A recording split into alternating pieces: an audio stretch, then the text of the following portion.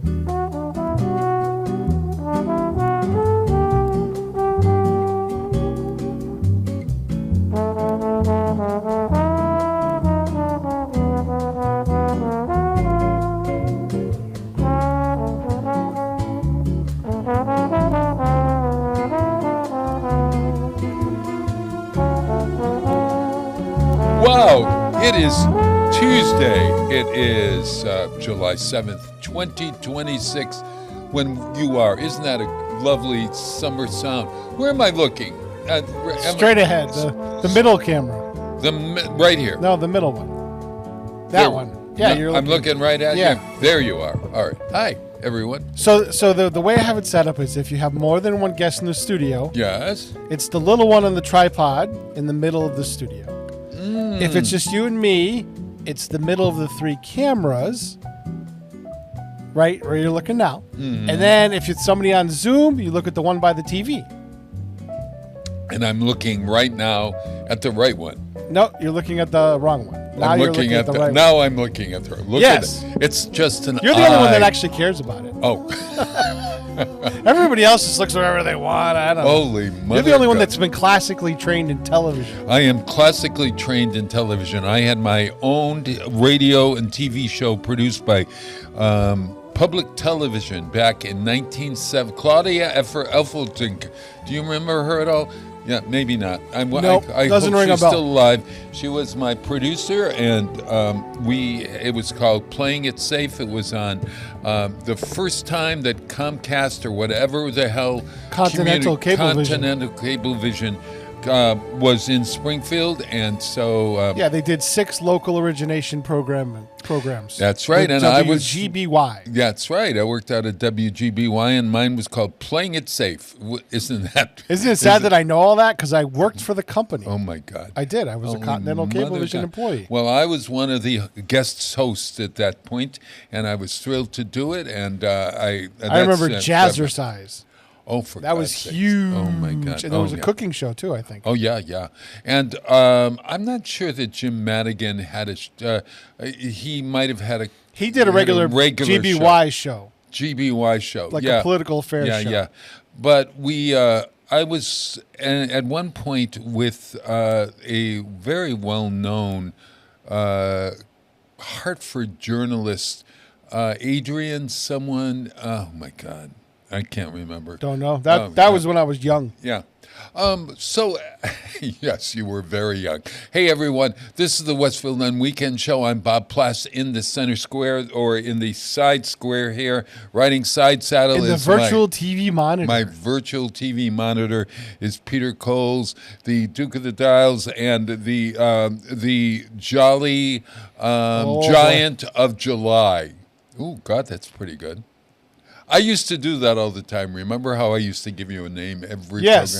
Yeah. And then there's this. The reason you had to come in the front door is our parking lot is still Look at that, everyone. dirt.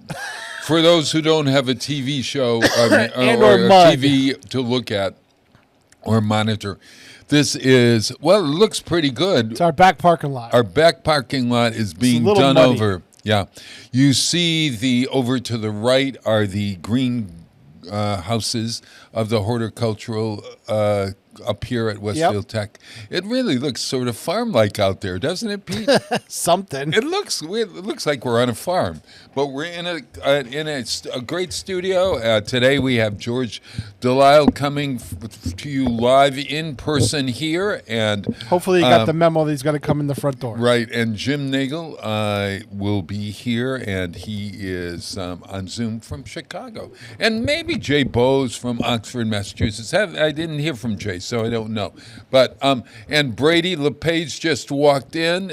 He's got something for me. Yeah. Oh my gosh, he is an official. He videoed the Wyben parade for me. Oh gosh, so I could spend some time with my family on the 4th of July. Thank you. Does Brady want to come in just for 5 seconds to say hello to everyone? You want to go say hi to everybody, or are you still on your break? What do you mean? Bob wants to know if you want to go and say hi to everybody. Oh, I can say a quick hi. Oh, you can say a quick hi. All right. Brady LePage was our intern, and now he's got a full-time job. He graduated, and he's making more money than I ever did when I graduated from high school. I'm here he is. Quick hello. Hello. Quick hello. Quick How are hello. you? Good. Nice to see you. Happy late 4th of July, Bob. Oh, thank you very much. Happy 5th Did you come over to the 6th of July? No, 6th of July. We're taping here on the 4th. No, we're taping on the 6th. Did you come to the fireworks, Bob, or did you ever make it over? I don't need to Would go you- to the fireworks. They come to me. I Oh, you watch can it try from to home? see 'em. Yeah. Yeah. Are you kidding me? We sweated over there. Oh my God! So Yeah, listen, it was too hot. Yeah, see, Not good. they knocked down the house across the street from me, and the trees, Angie Holmes, and yeah. it made a perfect view. And Yeah. I should have parked the truck on your lawn. you could have. You know who parked in my driveway was the mayor and Amy Really? Tosi. Yeah, so So they walked over. So they came over for. They came into the house for about a half hour prior to going over there. So we had a nice visit with the mayor and Amy, and We did a nice interview with Amy, with the mayor and Corey DeGray Bruno outside of the truck. well, he was all set up. We, he has to field all those complaints. Why are you having it on such a hot day? Why are you, all that crap. I've learned. But you know what though? The weather was It was much perfect. better Yeah, well, you than the can't. 4th. Yeah. You can't make the public happy. Honestly, you can't. can't make It's it, not no. possible. And the weather always seems to be an issue, whether it's graduations or fireworks or parades or whatever. We always Yeah. have some It's problem. Heck, we were 30 minutes ahead of a possible tornado in Berlin and that Yeah. whole section of Connecticut. Oh my we gosh. left my sister-in-law's house about 25, 30 minutes before that thing whipped through there. They said they had hail. Oh my God! They took everything they could blow. This was on potentially the blow- day when you were on your way to the fireworks? Or No, this was July 4th. July 4th. Oh yeah, it was. They had that well, really bad Where thunderstorm. were you? Where was I on the 4th? Maybe with well, your no, Kennedy here's, relatives well, down here's, in here's New the Jer- thing. you know. Look, the day of the fireworks at Yeah. night, I think Pete left with the truck already, and I was still there with Jay Pagluka and Kevin Mm-hmm. Stomsky working. We were taking down some of the lighting and whatnot because Mm-hmm. I said, "Oh, I'll help him out." Of course you. And we got to the point that we saw lightning. We're like, "Oh, it's heat lightning," and whatever. Oh my God! Oh yeah! Oh and, yeah! And then the wind picked up, and it was blowing so bad that I had my shirt wrapped around my face because the dust was getting kicked up from the field in the parking lot, and it was coming all over the place. And jeez. Kenny went ducking behind the trailer. Of course, Jay just he's Of so course. nonchalant. He doesn't care. Oh, He's yeah. like, we'll weather it, guys. Come on, we got to get these down. Oh my man! Oh man! Yeah, man. so we finished doing that, and just as we're finishing, boom, thunder, rain, downpour, terrible. Like, had we taken like 10 minutes longer, we would have been out in the rain. Wow, wow. Well, I was there. I was sitting on my front stoop, okay, looking directly across the street. I had a perfect, thank you Yeah, very now you have much. a perfect I view, have right? a Yeah, perfect that's- view of the fireworks. And, it's so interesting because we see all these people running to go to the park itself. Yeah. When in reality, you don't have to even be in the park. No, you Or You could have stayed in the parking lot of the middle school. the parking lot of the middle school. And Yeah. if you were late, there were these people that were running to get in there in order to see the fireworks. And I was saying, just park yourself in front of my house. Yeah, there was some people hanging out in the back lot at the middle school. I definitely saw. I think more than years before, but also you could only come in one way Oh, because they were gosh. doing construction at Yeah, the Boys of and Girls course. Club. Yeah. So I think that kind of funneled some people. This in. is right in the lot behind the Boys and Girls Club, which is right across the street from me in the children's campus, I like to call it, because you have the Boys and Girls Club, the Amelia Park Ice Rink, the Children's Museum, and then the middle school Yeah. are all within this. Now, Yeah. Brady, your hair frizzed. My hair frizzed. Yeah, well, he has got the curliest hair. it's long, but it's also rainy today, and Yeah. I've been everywhere that you can think of. I've been. Yeah, you're probably busy. 'Cause All right, there's some, so there was listen. some weird stuff going on with my networking this morning. Well, so. What is your title? I Now am you the- have a title. I am- You're the grand poobah of what? No, I'm not. I'm the communications specialist. You IT are the communications specialist. for the Which city is of a really Westfield. For the funny- Westfield. For Westfield, which is a really funny name because it's more like IT communications specialist plus other assigned duties. I do Oh. support for public safety. Today I was out at our sites. We were putting temperature sensors in a lot of Oh, our interesting. data closets because things get hot or cold Right. or Or humid. Did get hot over the last week. Yeah, or Yeah. did get hot. Fire Yeah. HQ getting 99 degrees I over was the weekend. really. 99 degrees at Fire HQ. No. That room was cooking. That Oh room my was g- cooking. Oh my gosh. And they had the door open too, because the AC is broken over there. Okay. So Hopefully it gets fixed soon, but it's So broken over a there. question for both of you guys. I was prepared. I wasn't prepared. You know, I didn't have water and provisions in case everything went out during the hot weather. Yeah. I was thinking everybody has got their air conditioning on. Oh yeah. Yeah. What are the chances of the grid going kaflooey or whatever? I don't know how that works. In Westfield, we're in pretty good shape because we have a municipal power utility. Yeah, so they'll respond. That does a rather lot of quickly. maintenance and things Oh. like that on the. You know, you see the guys cutting back tree branches all the time. Right. The contractors doing that, so they do a lot of maintenance work to make sure the grid doesn't fail. So We also do have you know about the redundancies built grid? Was that part of your training? Well, I don't really deal with anything beyond our building sites. The G&E Oh, I see. deals like we have fiber optic. Gas out, and electric, everyone in Wisconsin. yeah. Gas and electric. Westfield has fiber. With city optic. fiber. Yeah, so they have fiber optic out to all our sites. They Mm-hmm. they service that end of it, and they basically just hand it off and say, "Here you go. Here's an internet connection. Have fun." Oh my gosh. Okay, so Braid, you graduate from high school. Yup. You immediately get a job. Somehow.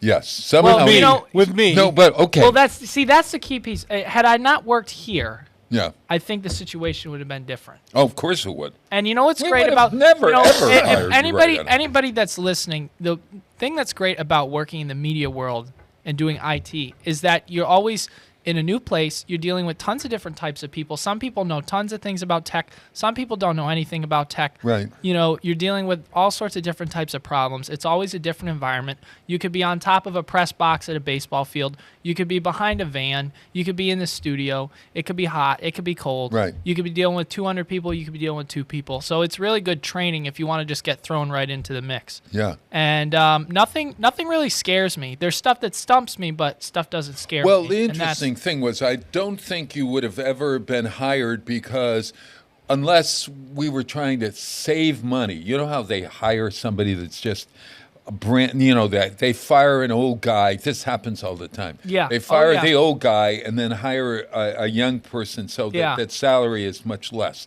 or whatever. But you get a pretty decent salary. In well, fact, and probably. the guy before me, he left to go work for Motorola. So he Oh. left on good terms, and he just that's what happened. The position. I came see. open. Okay. the guy who Yeah. originated the position's in the control room. Yeah, the guy. Oh. Yeah. There he The is. first guy in the position There is he in is. the control room. Oh, okay. So you get your first check, your first real check in the real world as an adult. Oh boy. What did you do? Wait before you tell us. Peter and I tell you. will. I'll tell I you. will tell you exactly. It's not exciting. I know. hope I you know. it's not I exciting. know. I know. It's not exciting because I think that you put it in the bank. Peter, what do you That's- think? No, don't tell. Okay, all right, I won't. All right. Peter, He probably bought something camera related, I don't and think then he put some money in the bank. No, I don't think he did. I think he kept on as he was, and then he put money in the bank, all of it in the bank. As much. My first pay. So we have auto deposit, whatever. of course. In the city, and when you're a full timer, you don't have to deal with filling out paper timesheets, which we need to fix somehow. I don't know how. You're at the technology center. Oh my gosh! Look, all right. Yeah, I don't know. You know what? I'll He talk. was never good at his timesheet. So you okay? So you, so it hit the bank. I see it. You know what I do?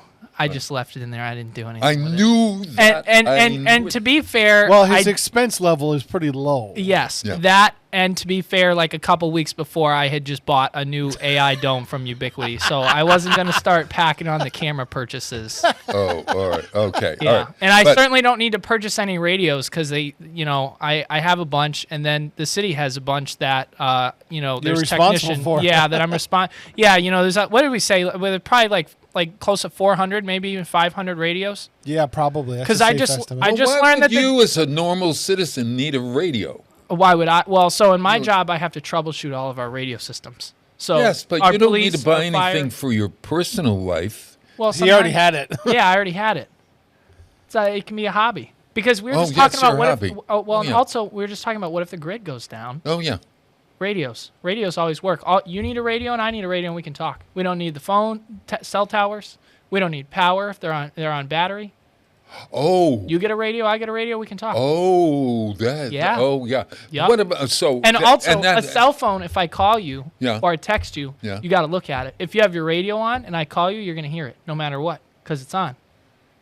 And if there's multiple people, then multiple people can hear it. Now, when you say a radio, you're talking Like a about two-way radio. Yeah, two-way radio. No. two-way Like a walkie-talkie. Do you Although yeah. we don't call them We- that we- in the we don't commercial talk it- in the we- commercial space. We don't call them that. walkie-talkies. No. They're called. They can Yeah. be called handy talkies. Yeah, handy talkie, which is that's the whole reason why Motorola's original HT series it was handy talkie. Oh yeah, I know. Handy to be. Well, yeah, of course I know you know, but somebody but must have. some but people don't know is, that. Is walkie-talkie a branded name? A brand? Nah, No. it's just people just started calling them that because Yeah. I think the idea is you can walk and you can talk and they The original two-way radios were Right. man-portable backpacks. yeah. So when they went to They're something big. small, when the electronics got small, if you could put it in your hand, they called it a handy. Okay, talkie. so if I remember the World War One movies, those were man packs. So you had to strap it like a you like a had rucksack. it and you had to go like this, Yeah. right? When were walkie-talkies invented? Oh, I don't know. Peter's gonna 70s, look. I think. What do you? Yeah. You mean? No. The electronics didn't get small enough till the 70s. Yeah, I don't think they were really like Well, no, but in World War II, World War One, when we were fighting the Battle of the World War Bulge, One, they had telegraphs. yeah, people would stretch lines out. Like that was a job. Just dropping lines. Stretching lines out. That was a So thing. it was lines that of Telegraph lines. telegraph Yeah, lines. people would run So lines. it was a telegraph, but I could have sworn that they were on a walkie-talkie or something. Well, they That was- probably had a what handset type thing, but Yeah. but they didn't. It would have been hand, telegraph. was that World War II too? I mean, like I suppose they what do could you- have had. I don't know when the tech was invented, but I Well, suppose there we could have have- been some shortwave or something like that, maybe. Yeah. But I don't think that two-way radios really started to become mainstream until like the 70s or the 80s. And they weren't accessible for like the average, like, I'm going to go to Walmart and buy them until probably like the late 80s, early right, 90s. Right. Even later than that. Yeah. Because nowadays you can just go into Walmart and for $30-$40 you can get a decent set of radios. They're not going to be multiple miles of coverage, even if Right, it says right. that. But you can, they're good, They're good for families and things like families that. and coordinating. And say you have a family of 5 and you go to the fireworks and kids want to go walk off, and you don't want to give them cell phones because they're too young. Just give them some walkies, and you can talk to each other. Yeah. That's a great use for those. How much is a walkie-talkie? The cheapy ones, you can probably get a set of 3 or 4 for $100. Oh, for Yeah, God's sake. So yeah. that might be At good most, for families. you can go on because you can get them on Amazon. You can go. You can go to the store, but you can get some good deals on Amazon, and they make fun ones. You can get them in different colors. You can get them Pre-programmed. pre-programmed up, and they're ready to go. And you don't need a license. You can get into the license May I and ask stuff, how but many you don't personal need. ones you have? How many radios do I have? I think I have like 4. 4. I have a bunch. Some aren't working. What do you though. mean you have like more than? Oh, I 10? have a bunch. Well, yeah, I'm I calling think you there's. when the- when- I think when there's. the I lights think go I have up. more than 10. I have a fake Pelican case full of radios that I go. Oh yeah, there's the one. Look at that. That's a good Baofeng DM32 Oh, Peter with told is it. that a No, 7? it's a 1701. Oh, it's a 1701. Yeah. Oh yeah, that's right. No, the That's DM, my school radio. Yeah, the DM32 is the newer one. I'm okay. getting my models So, mixed up. Peter, Yes. do you We gotta miss get Bob a seeing radio. you? Yeah. We got to get you a radio. I do. I know. Well, I should get into the 21st century of being like a parent. Parents should have this. Do you think this is A good lot of for- parents do. If you listen to the family radio service FRS channels, you hear lots of chatter, especially Yeah. at an event. Oh yeah, it's Oh, my fun. God. You go. So, you know what's fun about Fun here and scanning Well, the that's the channels thing. and That's listening. that's the hobby. Some people have radios because they like to scan. Like you could get a radio Yeah. and set it up in your house and listen to the fire department. Oh, Westfield Fire Department. Oh, I don't going want here or to. there. I don't want to hear that. Well, some people find that Oh, interesting. they love it. They listen they to love it. it because they get the news ahead of time. That and There's a sometimes, break-in on Broad Street. Well, and so like for me and my job, it becomes useful during the day because say I need to find an ambulance, I can listen to the radio and figure out pretty quickly where the ambulance is. Man, you were So that's why I find it to be useful. Yeah. Okay. There's other tools I use too, Hey, but Braid, I find that to be useful. Braid, what's the worst part about life as a working man? The worst part? Yes, worst. Time just goes by really quickly. No, that sounds to me like a really good thing. No, I mean, not in my life, because I okay. need every moment to be lived. No, as an IT professional and somebody that is always had like, there's never downtime. Yeah. Time goes by too quickly. Okay. Time goes by too quickly. So what's the best part of it? You know what? I think the best part of it is learning. You're always learning. Yeah. Any job you can learn if you're with the right people. You have to want to learn, Yeah. but if you want to learn, you can always learn. Okay, so you graduated from high school, you get a job that pays well. Yeah, and you're well respected on your job, and you could have definite potential of advancement in your job, I suppose, in one way or another. Well, let's not go too fast. You know, it hasn't even been a year yet. All right. No, we got your first evaluation. Well, I don't know how they're doing that. Yeah, right. But have you signed a contract every so often? How does that work? Well, so the tech center is in a union, so we do have a contract that comes up. Back when I did it, was all personal service agreements. Oh, gotcha. Yeah, so the union's Brady, you pretty are new. It's even like in within the you're past in a few years. union even? Yeah, there's a union. Oh my God. Okay. Bargaining unit. All right. Yeah. So here's the deal. Do you ever now think that you're going to save some dough to go back to get a degree in something, or are you going to do that part time, or because Actually, you're smart close to your enough, associates, right? Yeah, well, that's Brady? the thing. You're- Yeah, you're so close. Yeah, so it's Oh, yeah. taking online classes like somewhere like Stick. It's like a no-brainer. Sure, To yeah. do things like Yeah, that. right. And we'll see what happens. Yeah. We'll see We what miss you. happens. Yes, Well, we do. I missed You know, you. well, and that's why I try to come to the events. You know, I said this to somebody the other day. I like doing the media work and being out at the events because I get to be with the people. I get to be with people now, but it's nice Yeah. to just kind of be out with everybody at Yeah. the events, see people, and you know, everybody at the studio here is nice, and Yeah. you know, it's good. Plus, you need the help, and 9 times out of 10, I'm going to go to the event anyways, and I can't just sit there and do nothing. I'm not that type of person. yeah. You know, I can't sit at the fireworks and just watch fireworks and then look and go, oh, there's Pete, and he's slinging wires around. Ha my, ha ha. my, You know, my funny conversation with Brady was I got set up to enough where I could cover it Yeah. with a mass camera and it had an audio feed, and I was gonna be like, okay. Yeah, he was fine. So Brady's like, well, you know, I'd really like to have a camera of this. I said, Brady, you know what? It's really hot out, and I got enough to cover this event. So if you want to add a camera, I'm all for it. Oh my Knock God. yourself out. Oh no. hey, I got that camera And you set did. up. Yeah, I you got did. Well, Absolutely. and Jared helped too. We had And Jared. that was from the Boys this and on Girls Club. TV now. So Yes, if you it's could, on YouTube. on YouTube. It's on Bob. YouTube. And where do you? Oh, okay. Oh, look at that. Oh, There you go. Oh, I saw this from my stoop. Yeah.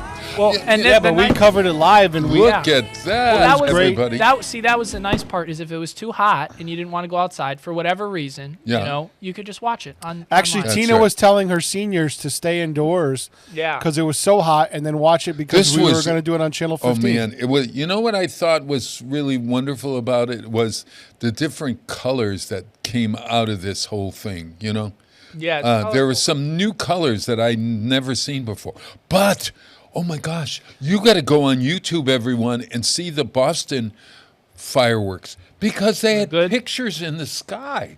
Oh, they had some drones there. That's the- what it was. what the- It wasn't don't fire. forget- It was drones. They did a drone show. Yeah, they had drone. Yeah, Boston Pops. Yeah, they had Yeah, drones. they had What the- drones out there. Yep. So the Every drone, one of those things was a drone. Well, the yeah. drone light show. Yeah, so they have these specialized drones that they know where based on GPS positioning. And the other thing that I found out is a lot of these drones are kits, and they all run on Ubiquity. And for the very few people that probably know what that is, I found that to be very interesting. And then the next Yeah. day I was out, or Saturday I was out, and I was doing that, Hampton covering the Ponds. Hampton Ponds The- parade. that- See, Hampton Ponds it's I parade. Spy. Can you find Harry Rock? Can you find him?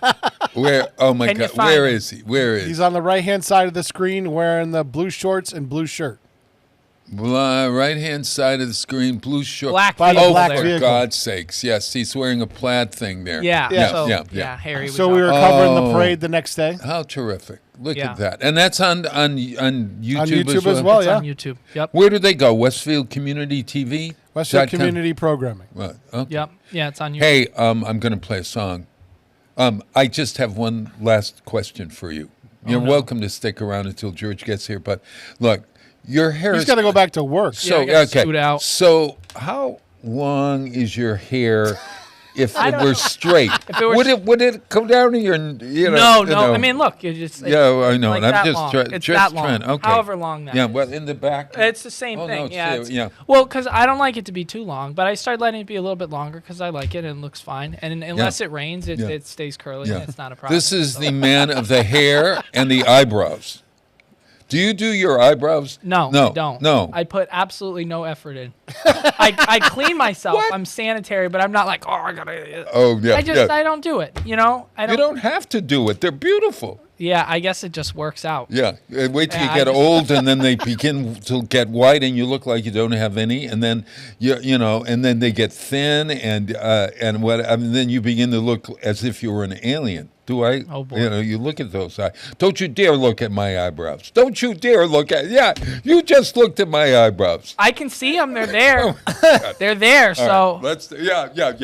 Okay, everyone. Hey, why don't we play? This is a really interesting.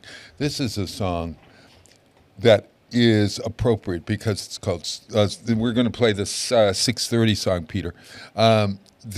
It's called "Sleigh Ride in July." sleigh ride in July. Yeah. This is supposedly a Christmas song, but it's not a Christmas song. It's about taking a sleigh ride in July with you. And Julie London sings this. I went through a lot of different versions of this. Julie London sings it, and it sounds, it's really kind of sexy and whatever. So I eliminated the sex, and I went to Tommy Dorsey and his orchestra and Bonnie Lou Williams. It's a little bit more up tempo because More of a swing. swing. Yeah. But have you ever heard of the song "Sleigh I Ride haven't. in July"? I haven't. Oh, I think we needed a sleigh ride this weekend. But now today, I was so cold this morning. I know it's nice out because it was Oh. unbearable for the Oh, last my few days. gosh. It was just terrible. Yeah, and we're going to have rain, I think, tomorrow as well. I'm okay with the rain. I don't mind it. I'm okay. I with don't the like rain. the dampness. Even if I have to of- sacrifice the hair, I'm okay with. Your hair is going to frizz no matter what it is. Yeah, You're yeah. you don't look. When my hair frizzed like that, I look like Little Orphan Annie. You don't have any. Well, it's the eyebrows. Little Orphan Annie had no eyebrows. All right, Bob, let's play the song. Really, go and look at her pictures. She just has these big kind of like, or is that Betty Boop? I don't know. I don't know. At any rate, We gotta here's play some- Sleigh Ride in July, Tommy Dorsey, 1944, incidentally.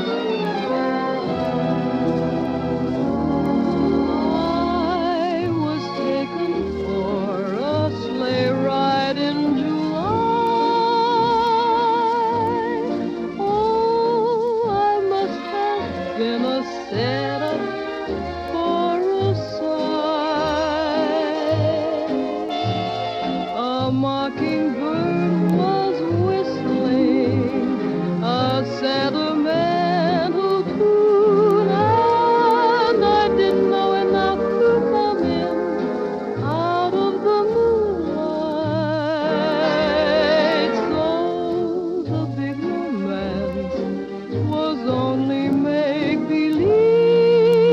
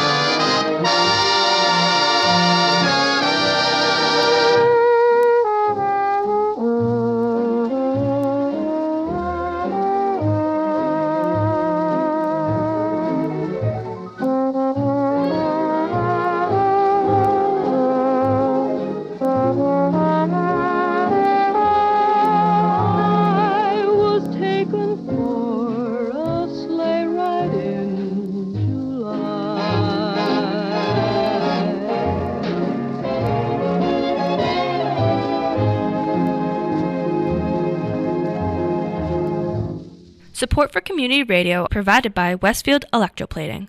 Employing over 140 skilled platers, painters, and technicians, Westfield Electroplating was founded in 1946 and was the first company in the country to achieve National Aerospace and Defense Contractor Program accreditation, proudly maintaining that status for over a decade. Westfield Electroplating provides over 50 quality finishes to meet your corrosion, cosmetic, or performance needs. On the web at www.westfieldplating.com or 413-568-3716. Westfield Electroplating, putting the finishing touches on technology. Listen to me, Michael Buster McMahon, Mondays 8 to 10 a.m. to learn the stories behind your favorite songs. Or don't. I'm not the boss of you. Community Radio. 107.5 FM WSFD. Live from Studio 120 at Westfield Technical Academy, this is WCPC Channel 15 and 107.5 FM WSFD-LP Westfield. Wow, it is Tuesday. Wow. Did I catch you by surprise? Well, kind of. You know what I was doing? I was texting George Delisle. To find out where he is? Well, yeah, but he might come in here and we'll see him come in here and then run out. The gate's locked. He can't get through. No, there. I know it. He can climb the fence.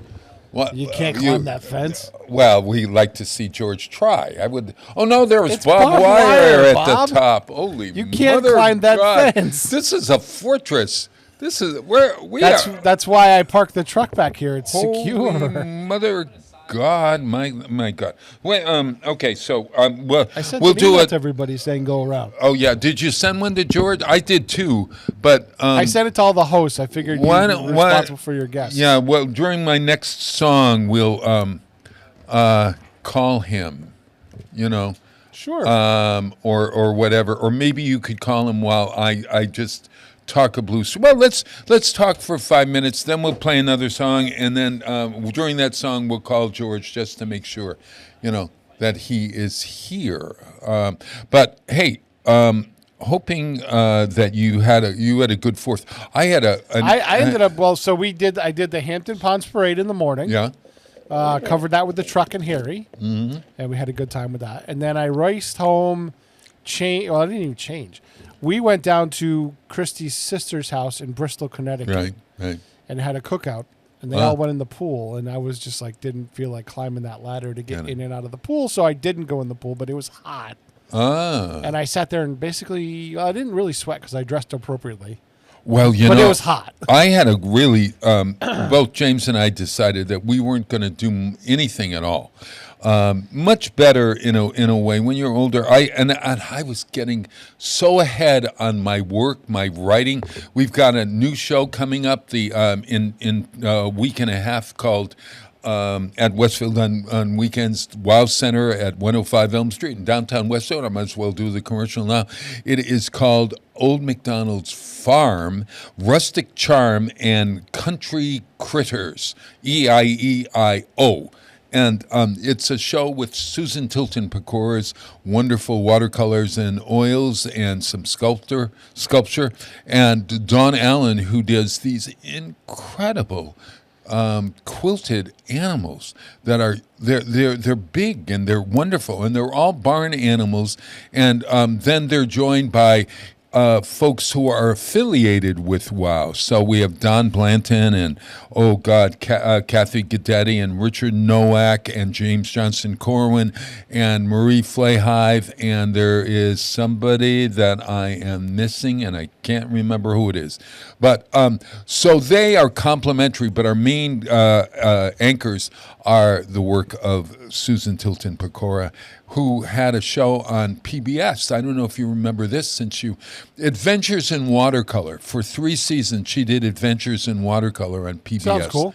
It was syndicated, and what she did was she went all over New England, and during the half hour, she painted watercolor. Scenics? Right away, yeah. She was at a site, and at the beginning of the half hour, she started painting let's say, the Westfield Athenaeum, and then by the end of the show, the Westfield Athenaeum artwork is done. Really clever, and you go online and see it. It's water Adventures in Watercolor. Well, she is my friend, of course. Of course, listen, everyone's my friend, but she is going to be part of that show, and Dawn Allen is great. And Dawn is an animal communicator. Peter, if your cat or your dog ever need counseling, I've got the very person for you. All right? We ought to have her on the show to answer questions about dog and cat communicating or animal communicating. She's a horse whisperer, among other things, and a very interesting woman, but her art is fabulous. So Galina Siderik, our wonderful floral artist, as well as Julian Flaron and Chris Hedblum, our iron crafters, are all participating in the show. It's going to be a fun show for the whole family. Opens July 18th and goes through September 9th, I think. So it's a good league run, and we will look for that. Our Up Close and Musical concert series begins on July 22nd, so be looking for that as well. You can go to westfieldonweekends.com. We have some watercolor classes throughout the summer, and there's lots of other things happening in our town, and you can go to Westfield on Weekends. Artworks Westfield has its concert got heated out this past Friday night. It was too hot for the concert, so consequently, they were unable to have the concert, and it's been postponed till August. They're very smart. They always think about, Bill and company always think about what they do if the show is canceled. So it's really, really kind of great. But anything else? Oh, gosh. Yesterday, we went up to Beckett. Have you ever been I've never really been into the center of Beckett. And we went to the Beckett Center for the Arts. Oh, my gosh. Never been there, but I know what it is. Oh, my gosh. What a great place that is. And we went to an exhibit up there. It was the last day of one of their, they switch over exhibits every 2 weeks. Can you imagine what that's like? As a curator, I can't even begin to say how that wonderful man up there, Sean McCusker, does it. Oh, my God. Just incredible. But the quality of the art and the building and everything up there, it's right next to the library. The library was having a book sale, etc. Take a jaunt up to Beckett sometime. The Beckett Center for the Arts, and you can get it online you can go to www.beckettbeat.org for the community calendar. That happens right up the road, Beckett. Oh, it's about 30 minutes, maybe 35 minutes from here. Would you say that, Pete? Right? Yeah. Yeah, about that. Right up Route 20, and you can get there 20, and then you take 8, and you're right there in the center of Beckett. All right? So, hey, why don't we play, I think we ought to play Everybody Needs Water, right, this season. I think we have a water ban still happening in Westfield. Am I right? The mayor was talking about it the other night. Yes. And so consequently, every bit of rain that we get is very important for us. So I thought I'd play, at the beginning of the show, I played an Antonio Carlos Jobim song called Look to the Sky. That was the samba that you were hearing.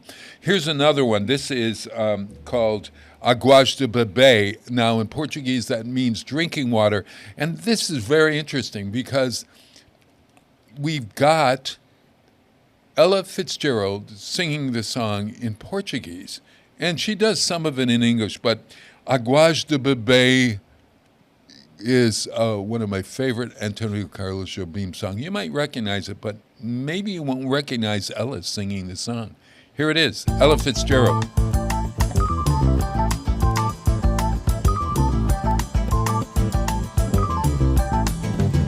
Eu sempre tive uma certeza que só me deu desilusão e que o amor é uma tristeza, muita magoa demais para um coração. Águas de beber, Água de beber, camarada. Água de beber.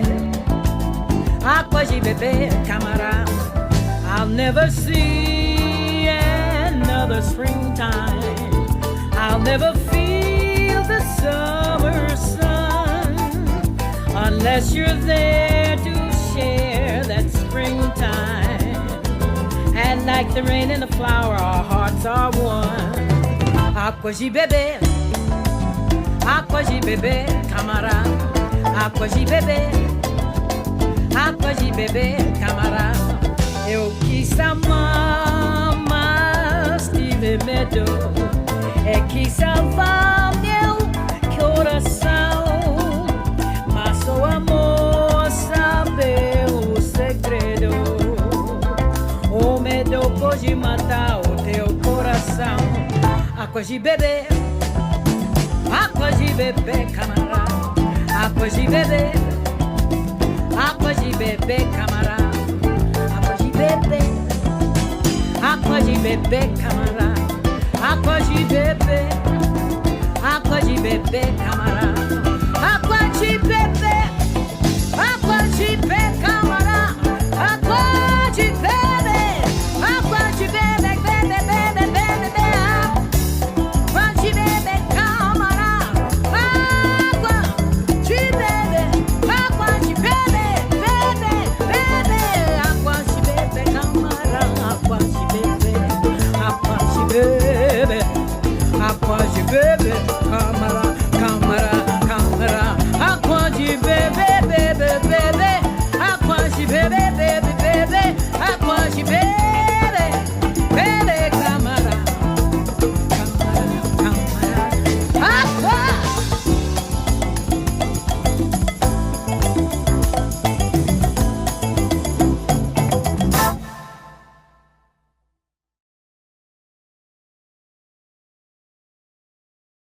Underwriting for community radio is provided by the YMCA of Greater Westfield.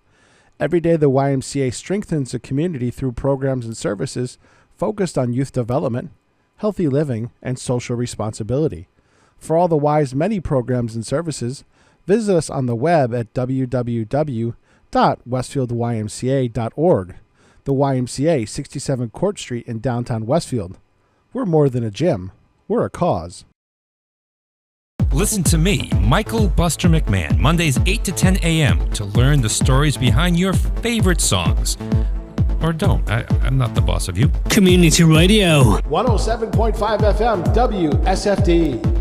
Live from Studio 120 at Westfield Technical Academy, this is WCPC Channel 15 and 107.5 FM WSFD-LP Westfield. Wow, it is Tuesday, and Of course he moved over. Look at that. Oh, my God. Wait a minute. I'm going to have to You're in the wrong mic, I think. Oh, no. I can move the camera, Bob. Oh, no. There you go. Here. No, stay where you are. Okay. Stay where you are, Bob. All right, there we go. Hi. I can move the camera. Hello. George Delisle, as I live and breathe. I'm so glad because we were trying to get to you because the parking lot now looks as if we're living in the country, and you'd have to, I said, I want to see George scale that fence. And it had barbed wire. Here you go, George. That's what it looks like. See, look at that. Lovely. It's just lovely. It's Wow. mud. Yeah. So you have to get in through the front entrance, which is the gymnasium entrance. In future, Right. During the summer, we'll probably until this thing is completed back here. When do you expect it to be complete, Peter Cole? They have given me no timeline because of the weather. Oh gosh, always the weather. Always the weather. Yeah. George, happy 4th of July week or whatever. Is this still? Are we still celebrating America's 250? I don't know. I don't know what the rules are. Is there? Yeah, I'm not sure what the rules are. I think on the 6th, I don't know. Is the fair still going on, the Great American Fair in I think it runs Washington? until the 10th. The 10th, okay, so we've got another. Okay, all right. So, hey, George. Yes. What did you do for the 4th of July? George Delisle, everyone, who you can find at the cranky old liberal on Substack. What is that? Did I get it right? Oh, God. The old white liberal. The old You white never get Willow. it right, Bob. I know I don't. I know. I read That's it. okay. I read it. I have had, of all the titles that I've had with Kiwanis and everything else over the course of the last 15 years, Bob has never gotten one right. It's an admirable record. How come that doesn't surprise me? I No, know. it shouldn't. No. So brother Nagel is having the same problem as I am. He was trying to get onto the link you sent us for Zoom. Had a bad meeting code. Oh, really? Yes. Wow, so that Nagel, was. because I emailed you. You are so obviously good. You didn't see the email. So if you've got an email for Nagel, you probably should have asked Pete to. Yeah, I think I just that to I him as well. did. Peter, you taking care of that? Did you send it to me? Yeah, you must have. Yeah. No, wait a minute, George. Wait a minute. I'm gonna. Somebody send that email to him. Wait a minute. All right, let's talk amongst ourselves. George, just talk to yourself for a few minutes. Talk to myself. If you ever send me his name along somewhere, I could probably find it. Oh my God! But I don't think you ever included him in an email that got Yes, sent I around. did. Oh, of course I did. Jim Nagel. Just send me a text or a message. Email it to me. Well, I got to leave I could go in the other room and tell you. You can't send me an email from your phone with his email on it. Oh, wouldn't that be easier? all right. That's Why? it. Why use the technology when you can use the technology? Why can you? Yes. Okay. So, George, I want you to, while I'm doing this. My camera does not want to focus today. I know you got technical issues over there. Maybe it's me. You got bubbles in your camera. See the screen. That's Gina's monitor. Gina's monitor has, honest to God, doesn't that get her into some kind of meditative state? I think, or It's whatever. a screensaver, Bob. Holy mother! It makes me kind of nauseous. You got bubbles all over the place. Our granddaughter loves that. Oh, really? Oh, yeah. All right. Loves the bubbles. Yeah, and if that little girl says that she wants something, your wife, I'm going to ask her if to have, what's the little girl's name? Emma. Oh, this would be Evelyn. Evelyn is going to ask her meme that Bob needs $100. Good luck with that one. I got Jim's email. I'll take care of that. There we are. Okay, there we go. I'm working on it. All right. So, George, how did you and Gina spend your 4th of July celebration? Laying low, very quietly. Yeah. Most just at home, burgers on the grill and all that kind of stuff. Yeah. It's been very busy around here between grandchildren and things of that. That camera's going to drive me out of my mind. Don't even worry about it. You still look handsome. Yeah, right. Well, I probably look better fuzzy now that I'm thinking about it. It's the way I've seen you all my life. Yeah. Yep. Yeah. That's very strange. Anyhow, no, it was a nice quiet holiday. Like I said, burgers on the grill in the backyard, couple of cocktails. Right. Nothing too crazy. Did you watch TV? I mean, did you watch the fireworks or anything? Or oh, good God, no. No. George, we were talking about it, and we were down in Berlin, Connecticut, at my sister-in-law's house, and we were 30 minutes ahead of that nasty little thunderstorm that blew through the northwestern hills of Connecticut. They said they got clobbered down there. They had 3-inch hail in some places. Oh my gosh! Holy! That's serious business. One of my Kiwanis friends just up the road in East Hampton, we got essentially nothing in our part of Westfield. Yeah. And she had a tree down in her yard, and it was just a giant mess. Well, I've been finding... And it was one big supercell that caused all the problems in Connecticut. It came right down from the southern Berkshires and cut a swath right across the state to Hartford and everything. New Britain got hit pretty hard, too. I'm going to apologize for being here later than I should. As you know, normally I would be in studio. Right. But we got a call this morning from Evelyn's mommy. Gina and I have to go pick Evelyn and her baby sister up in East Hampton. Pretty much at the conclusion of this program, we're going to be in a car driving up there. I got it. So I thought under the circumstances, it would be smarter for me to clock in on Zoom. Yeah.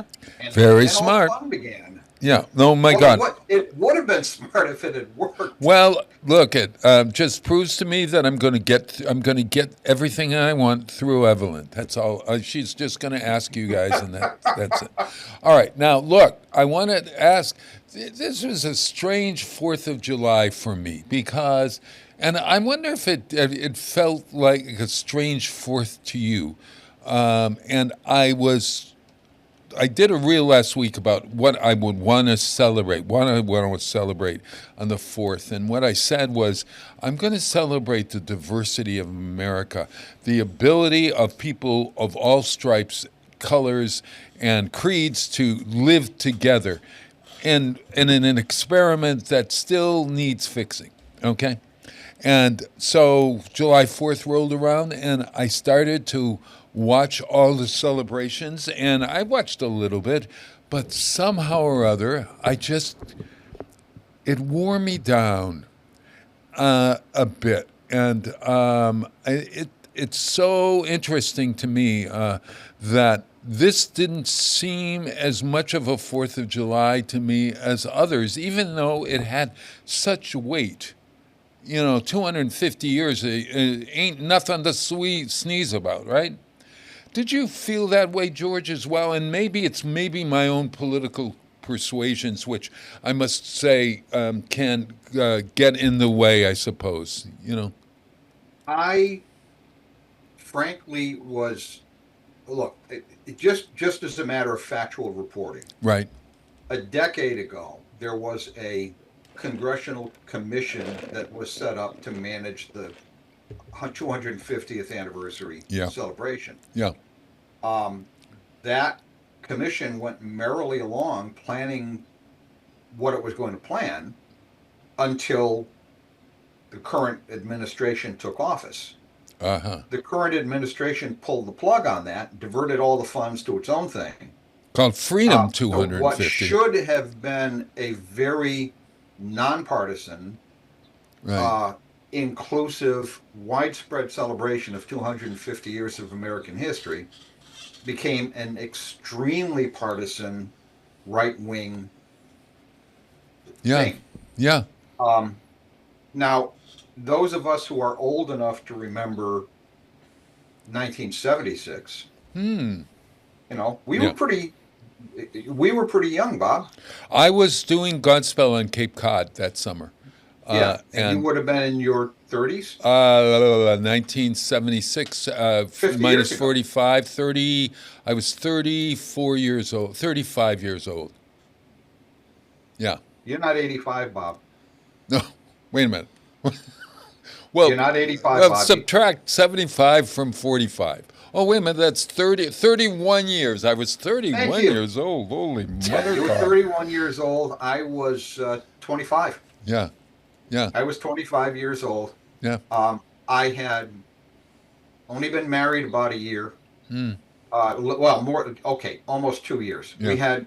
We had a new baby. Jennifer was 1 year old. Yeah. At that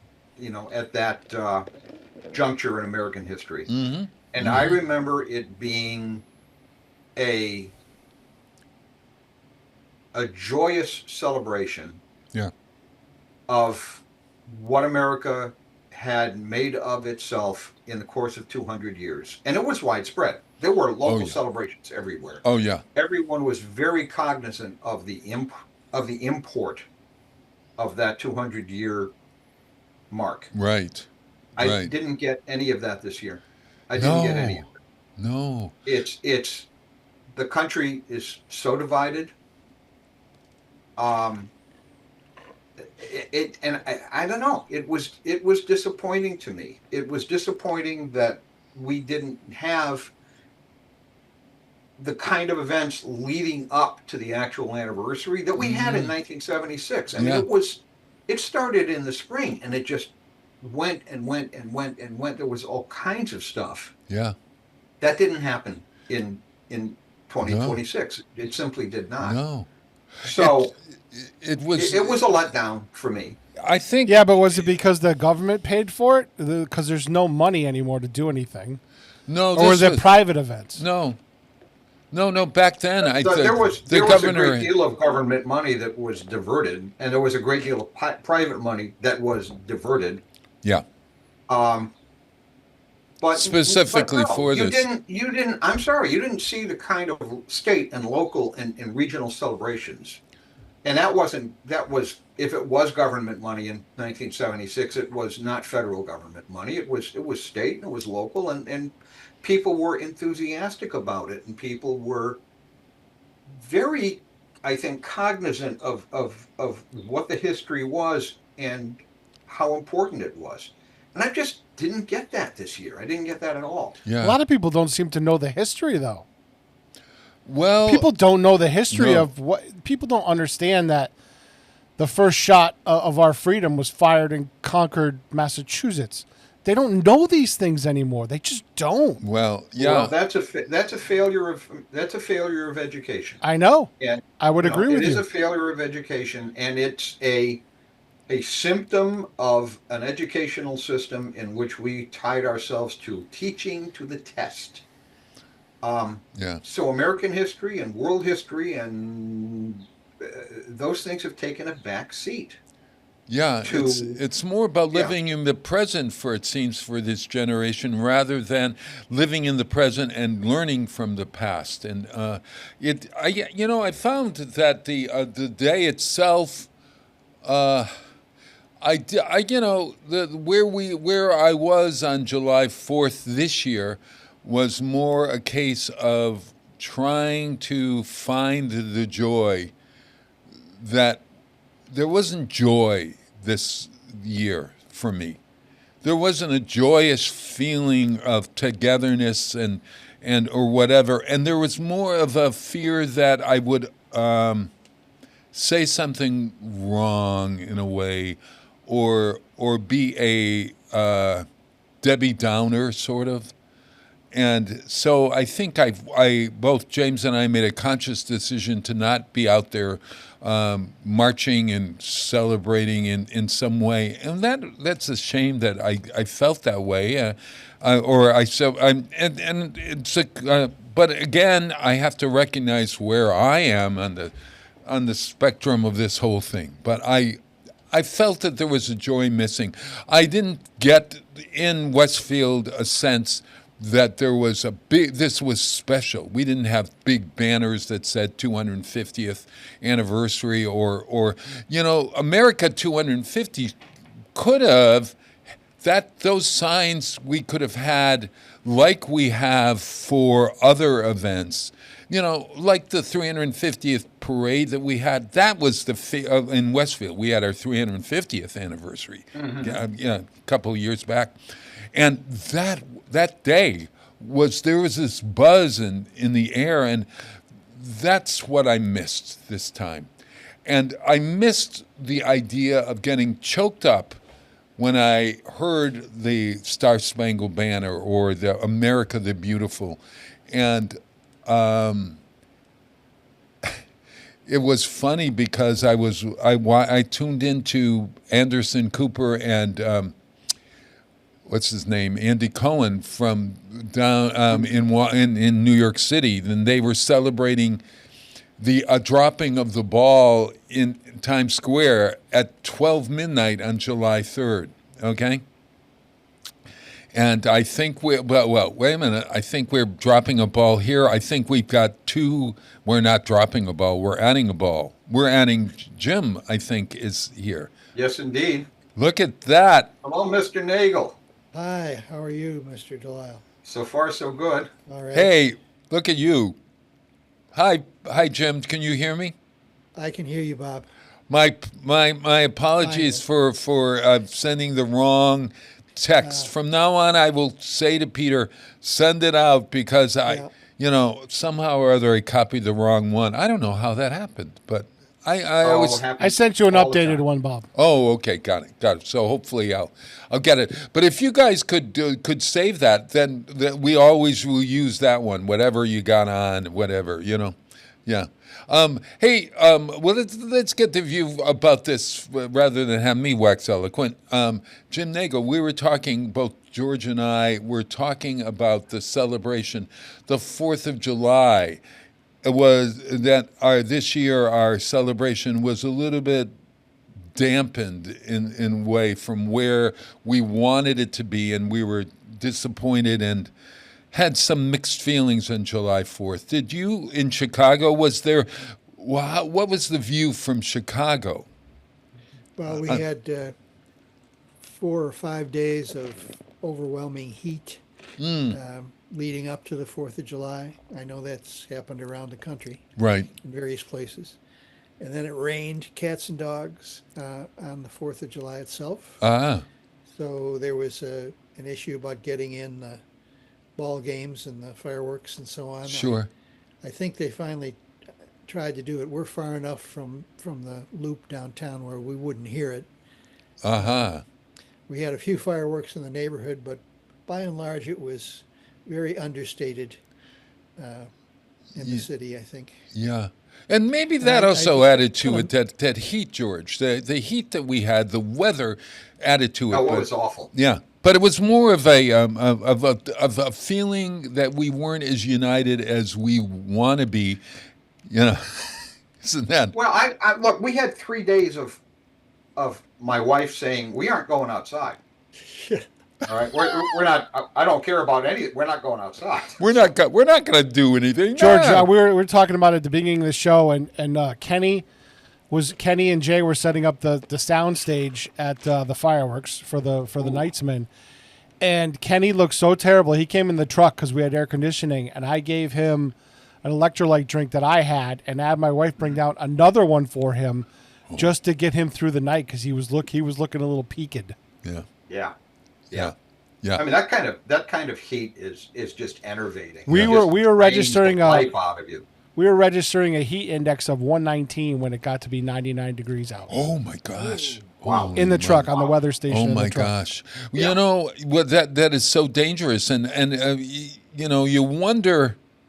By the time it got to the fireworks time, that's why everybody came after 8 o'clock. By the time the sun went down, it was manageable. It was about 88 degrees, and actually, while I was watching the fireworks from my stoop, Jim, it was right across the street, and it was a beautiful view of it. And it was so hot that there were drops of dew or humidity that were dropping from the sky onto my little body. I said, "Oh my God, that's all we need is to have it rain." But it was like 1 or 2 little drops. Is that possible? Or was I just sweating? Or it was a bird. Or it was a bird. Hey, so Jim, your celebration, was there any? I mean, like, were you feeling both Jim and George and I were saying that it just didn't feel like the 1776 celebration that we had in 1976 for us. Right. Did you feel that same way? I remember that one as being nice and smooth, and people made speeches about principles and ideals and harkened back to the founders and so on. We didn't get much of that this year, certainly not from our national leader. No. It was a strange thing that we had, and this is a political statement, and please forgive me, but I felt as if this whole thing was hijacked by the will of one man who wanted to be the center of the universe, and many of us not wanting him to be the center that we celebrate. Yeah. Many of us wanting to really celebrate what we can be rather than what we are, and that's hard. To celebrate what you can be, our potential, rather than what we are right now. How do you celebrate potential? I think that's what we did in 1976. I think that's exactly what we did. Yeah. And I think most Americans in 1976. I mean, the civil rights era was still going on. Right. The Vietnam War had just ended. Yeah. If you'll recall. Nixon was gone. Jerry Ford was the president. And regardless of what your politics, I mean, you guys know I'm pretty liberal. Well, you're the cranky old liberal. What is that thing? Old the old white liberal on old Substack. White, yeah, okay. Okay. The only president I actually ever met in person was Jerry Ford. Oh. I was the police reporter for the Springfield Daily News when Ford came to Springfield. Oh, I thought you were going to say when he shot his foot or something. No, shot somebody else's foot. Jerry Ford got he was the target of a lot of humorists. Sure. You know, the guy went golfing and he clocked at least 2 people with golf balls. I mean, you got to love it. But Jerry Ford, yes, he was very conservative. When he became the president of the United States, he did not set aside his conservatism, but I think Jerry Ford made a truly honest effort to be the president of everyone in the country. Oh, yeah. He wasn't the sort of guy who said it's my way or the highway. He tried. He tried to present his presidency as a unifying force. After a very dreadful time, yeah. Yeah, and I think to a degree he succeeded. Yeah. And I think that effort, that success, contributed to the atmosphere in 1976 of a national celebration of us as a national family, as a people who had come through a lot over the course of 200 years, and had the potential to be so much more. Yeah.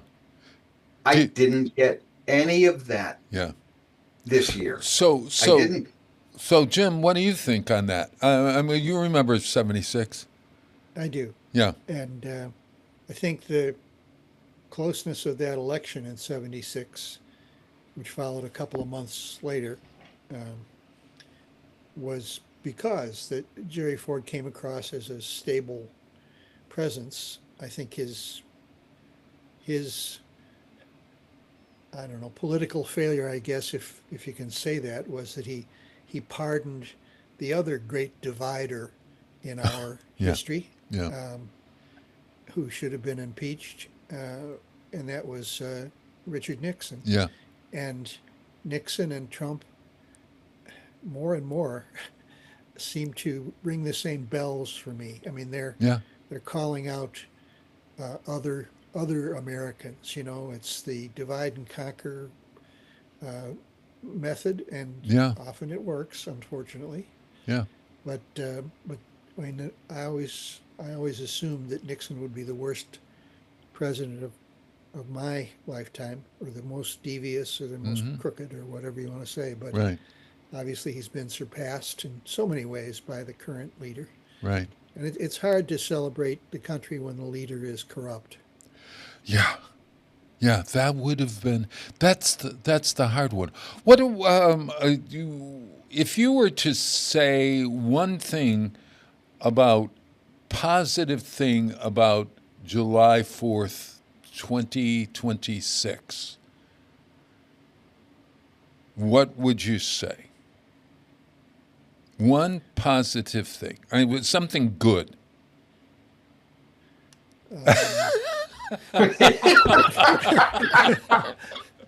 Oh God! Maybe Paul. There are all sorts. The fact that the resistance to Trumpism has begun to edge up, and I think so many things about Trump have come out. You know, every day, every week, there's another story about his.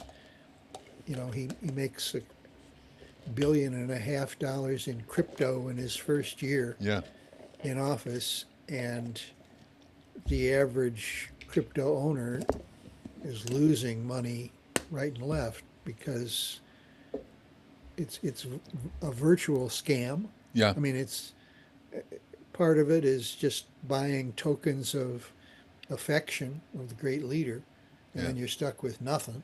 Yeah.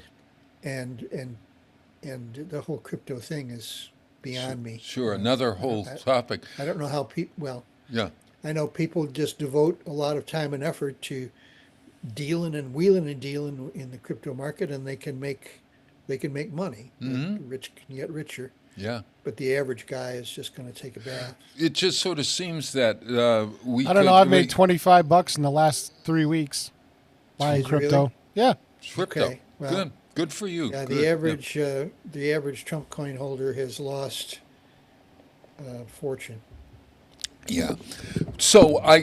But I think what you're saying here is that the climate seems to have been, or the view of our president is not expanding an appreciation for him. There is not an expansion, but there seems to be a recognition more and more that he is not the leader that we need at this point in our lives. And I think that it becomes more and more evident from not only his what he's done and what he's grifted or whatever, but who he is physically, who he is emotionally, who he is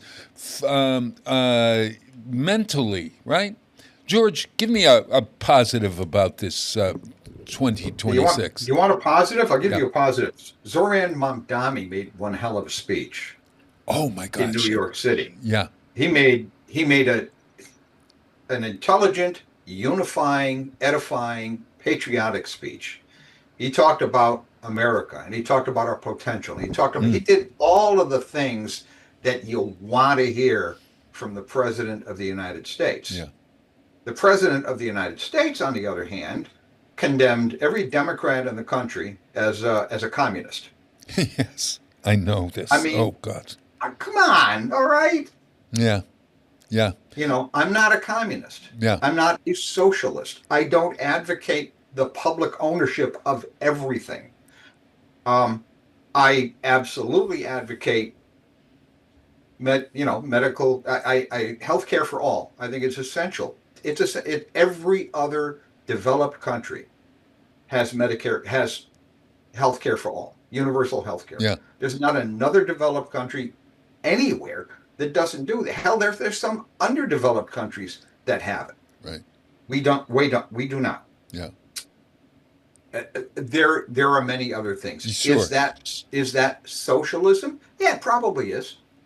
Does that lessen democracy? No, it does not. No, and it's interesting. The nuns have been living under social. Am I right? Don't they live under socialism or something? I don't know. They're communists. Actually. Oh, they're communists. Yeah, well, yeah. Hey, all right. So look, I'm going to come back. We got tons more to talk about, but I thought before. Oh God. Okay. This is great. This is John Prine, Paradise. Oh yeah. I love this song, and I thought I would play it today because I thought it had a certain resonance. All right, so I will be back with these two wonderful guys and Peter and me, those two other guys. All right, in a second. When I was a child, my family would travel down to western Kentucky, where my parents were born. And there's a backwards old town that's often remembered so many times that my memories are worn. And Daddy, won't you take me back to Muhlenberg County, down by the Green River where paradise lay? Well, I'm sorry, my son, but you're too late in asking. Mr. Peabody's coal train has hauled it away. Well, sometimes we travel right down the Green River to the abandoned old prison down by Avery Hill, where the air smelled like snakes and we'd shoot with our pistols, but empty pop bottles was all we would kill. And Daddy, won't you take me back to Muhlenberg County, down by the Green River where paradise lay? Well, I'm sorry, my son, but you're too late in asking. Mr. Peabody's coal train is hauled it away.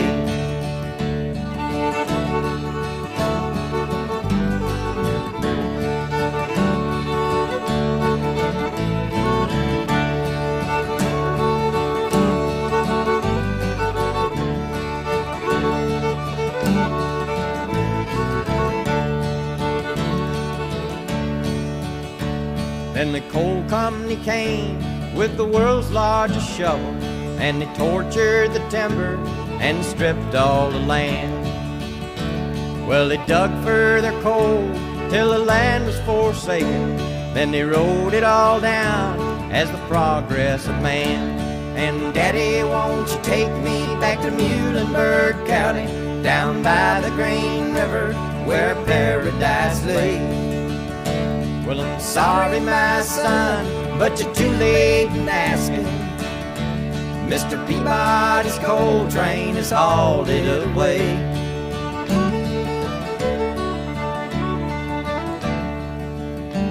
When I die, let my ashes float down the Green River. Let my soul roll on up to the Rochester Dam. I'll be halfway to heaven with paradise waiting, just 5 miles away from wherever I am. And Daddy, won't you take me back to Muhlenberg County, down by the Green River where paradise lays? Well, I'm sorry, my son, but you're too late in asking. Mr. Peabody's coal train has hauled it away. Support for the community programming provided by the Dunkin' Donut Shops of Westfield and the Sardinia family. It's nice to know that even as the world changes, Dunkin' Coffee remains the same at 7 convenient locations throughout Westfield. Hi, this is Harry Rock, host of Rock on Westfield every 4th Wednesday at 8 a.m. Tune in for my view of this place I call home. Community Radio. 107.5 FM WSFD. Live from Studio 120 at Westfield Technical Academy, this is WCPC Channel 15 and 107.5 FM WSFD-LP Westfield. Wow, it is Tuesday, July. Oh my God, where did it go? July 7th, 2026 and counting. And today is Global Forgiveness Day. And so we're taping, everyone, believe it or not, we're taping on Monday, okay? So tonight is FIFA's thing. So I want us to predict who will win the contest tonight between Belgium and America. And the Belgians are already crying foul because the red card was reversed. Well, I heard that. And yeah. The Americans were crying foul because the red card was issued. So yes. Yeah, and it's really an interesting thing to. By the time you guys are watching this, this will hopefully have subsided, or I hope the Cinderella run of America continues. Yes, well, because Norway's been out there kicking butt too. Yeah, I have the enormous advantage of not caring at all. I haven't seen a single match, but I've been following the scores. Yeah. How about you, Jim? Do you watch that at all? Yeah. Not too much, no. I just read a wonderful essay by George Orwell last night, a short essay about how competitive sports just make things worse. Oh. And, this is back in 1945, right after the end of the war. Yeah. Apparently the Soviets sent a team to England for a friendly match, I guess they call it. Yeah. And he said that it would just engender bad will on both sides. So he suggested they do away with competitive sports and just get back to exercise and friendlies, all friendlies. I don't follow the scores, and if the U.S. wins, that's great. Yeah, but, I'm currently mourning the state of the New York Mets, but that's just Oh yeah, that is. Oh Yeah, man. it's sad. Yeah. Oh I man. alternatively I don't know if there's anything mourn you can the do about Cubs that. every other day. Yeah. I don't know if there's anything you can do about the Mets. That's a tough That franchise. really is. How are your Cubs puzzling. doing, Mr. Chicago Well, Cubs?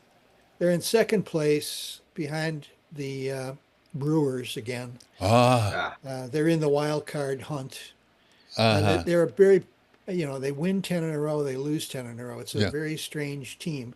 Yeah. Partly because I think 12 of their pitchers are on the disabled list. Oh my God! And, Oh my including- gosh! Who are they Yeah. getting to pitch? How many pitchers are there on a team? Do they end up having to have an outfielder pitch or something? I don't know what the Well, rules are. They may end up there, but no, they just when you're on we're on your injured list. Yeah. You're considered not on the roster, so they can get some other pitcher. But they're scraping the bottom of the barrel all around the league, picking up guys, hoping they can pitch one game and get a win. But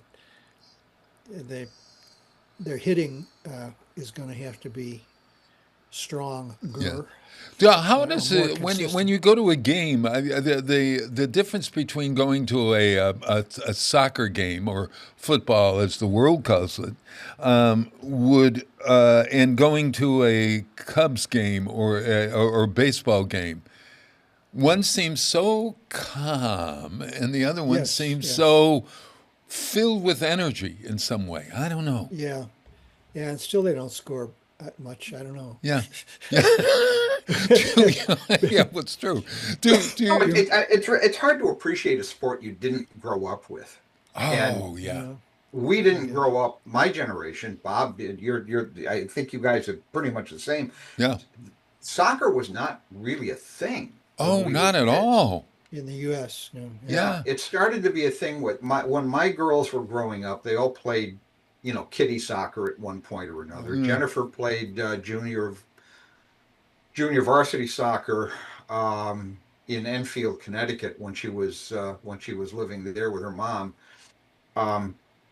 And Jennifer actually did some soccer coaching here in Westfield when she came here. But I mean, I'm not even going to pretend that I really understand the nuances of the game, because I certainly do not. Yeah. I grew up as a baseball fan and later football, but as a listen, I remember those days when we were growing up. I mean, like football. Well, in our college days, Jim. I mean, there was this real excitement about the football team because we were doing well. I don't know how our basketball teams were doing. Oh, look, he's got the Holy Cross. Look, and he's even got a crusader. Look at that. See that crusader there on his cup? He's holding a cup up, everyone who doesn't have a TV. He's holding the Holy Cross cup up with the crusader, which has been banned no longer. That logo that we had. Do I want to know what they replaced it with? What did they replace? A shield, I think. Right? Oh, okay. Is it a shield? Which to me is sort of the same thing, only you're cowering rather than just saying, "Here we are." I don't know. Yeah, I think it was the Crusades that. The Crusades, but when we were in college and beyond, I think that maybe football came first, then basketball, and then baseball. But when I was growing up as a young, was it what? For me, it was always baseball. Always baseball. Yeah, and then football. I was told by my grandfather when I was 4 years old that I was a Red Sox fan, and I better not ever forget it. So I'm, okay. There's no higher authority than Pepe. Yeah, so there you go. Yeah. Well, we're dealing with Jim, who's got his you've got a league. You won something. That year that you won, you got the ring, right? This is the 10th year anniversary. Thanks for remembering. The 10th anniversary. Tell everyone of what, just so that you can winning the World Series. You won the World Series for the first time since. 1908. Yeah. Our streak was worse than the Red Sox when they broke theirs. You can't see it from where I should turn my camera so you can see this thing, and I'm going to. So bear with me. Okay, all right. On the wall over here. Yeah. Okay, come on. I can do this. Oh, look at all those awards and everything. God. That's the Springfield Republican from October 24th, 2004, when the Sox won their World Series for the first time in 400 years or whatever it was. Sox sweep. SOX sweep. That was a great day. Yeah. What was the headline? Do you remember the headline of the Cubs winning? Cubs cream? What would they be? I'm trying to think. Cubs. Well, I don't know. Cubs what? I think it might have been finally, but finally. It's big just at last. Boom. Yeah. And everybody knew in Chicago. Yeah. Yeah. Incidentally, my son-in-law, Denise's husband, Seth, has that same page in a frame in his garage. Oh my gosh. And he's had it since he was a kid, which is why we could allow him into the family. Well, that's good. Oh my gosh, that's so interesting to me that it's basically when do you draw the line when one of your daughters or one of your children is dating someone? Do you ever? I was watching. I was watching The Other Bennett Sister. Have you seen that show? Jim, have you seen that? It's worth actually watching. It's based on some novels that are apparently very, very good, that tell the story of the sister that doesn't get anything during the Pride and Prejudice of days or whatever. And it's The Other Bennett Sister. I can't even remember what her first name is, but it's a wonderful series, actually. But the mother is so on this series, the mother of the Bennett sisters, if you've read Pride and Prejudice, in this series, boy, what a harridan. She wanted her daughters to marry wealth and celebrity and everything she could. And the daughter, the other Bennett sister that got shoved aside, in this series learns to stand up to her mother and to finally say, Mom, I am not going to marry who you think I'm going to marry. I want you to marry. I'm wondering about that with you've had daughters. Both of you have had daughters. Have you always, how does that work when you're the grandfather or you're the father of these daughters and they're bringing these men home? Well, here's how it works in my house. All right, and then we'll hear Jim's version. All right, Yeah. Dad keeps his big damn mouth shut because it's none of my business. I mean, unless one of them comes in with a guy with like a felony record. The surest way to make sure your daughter is going to insist on seeing this guy is for you to say you don't want her to.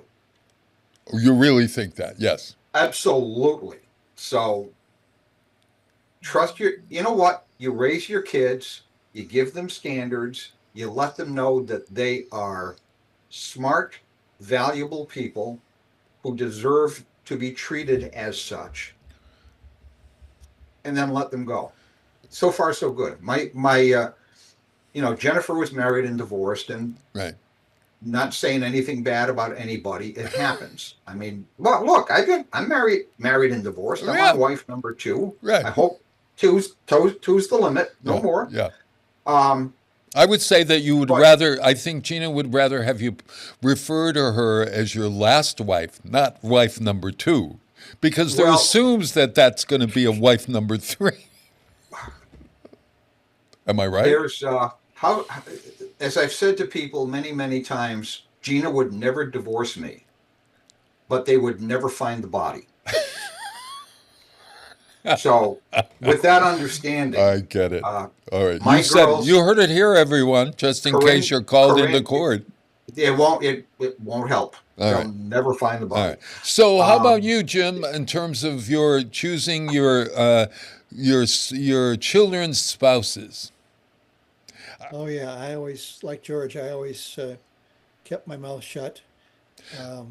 Did you ever, either one of you, have discussions about who they brought home and look what the cat dragged in for so and so, and just kept that to yourself, and hopefully they moved on from that one to this one or whatever? One always has concerns. Put it that way. I mean, all right. You hope for the best. You hope for the best. Okay. And sometimes you get it. So. Yeah. How are your children doing? Incidentally, let's give a report. You are you've just have you got a new granddaughter or something, Jim Nagel? No. My youngest granddaughter is 15. Okay. George just got a new baby, and she is 14 weeks old. No, she is 5 months. Oh, all right.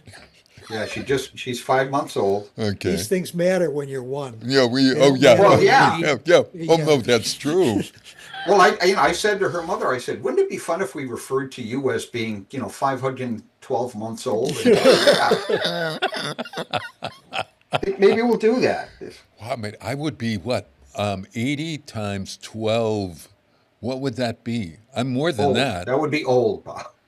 What is that? 100 and how many months? God. A lot. A lot of months. A lot of months. How many days, I wonder, in my life? Oh, good God. Oh, for heaven's sake. That's not a number you want to contemplate.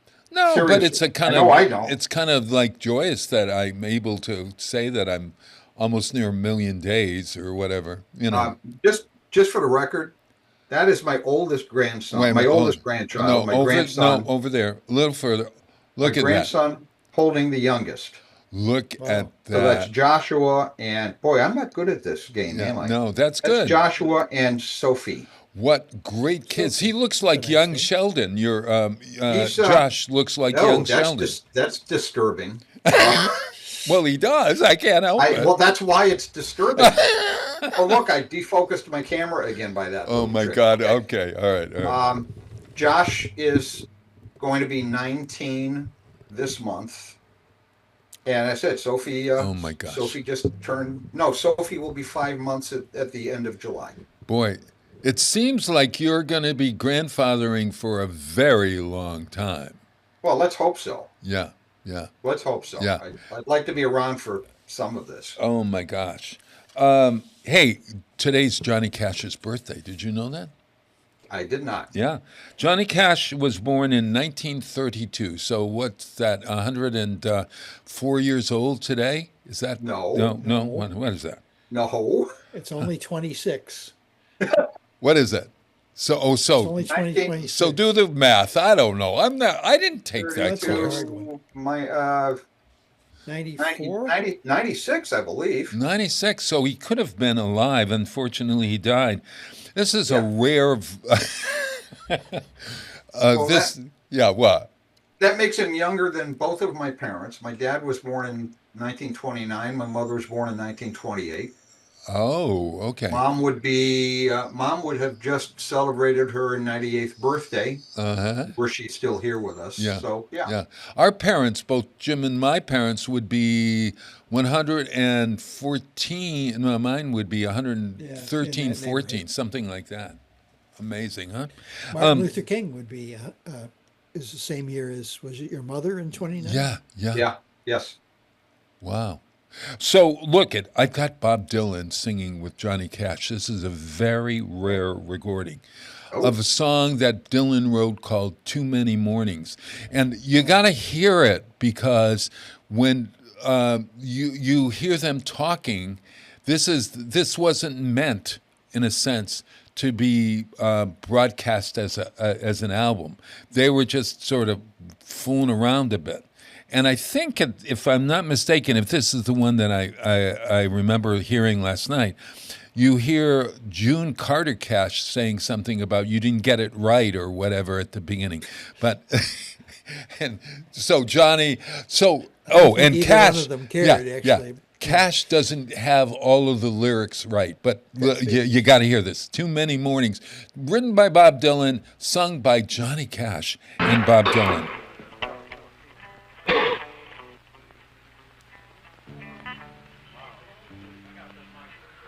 You want me to get in closer on it? You want me to get in closer?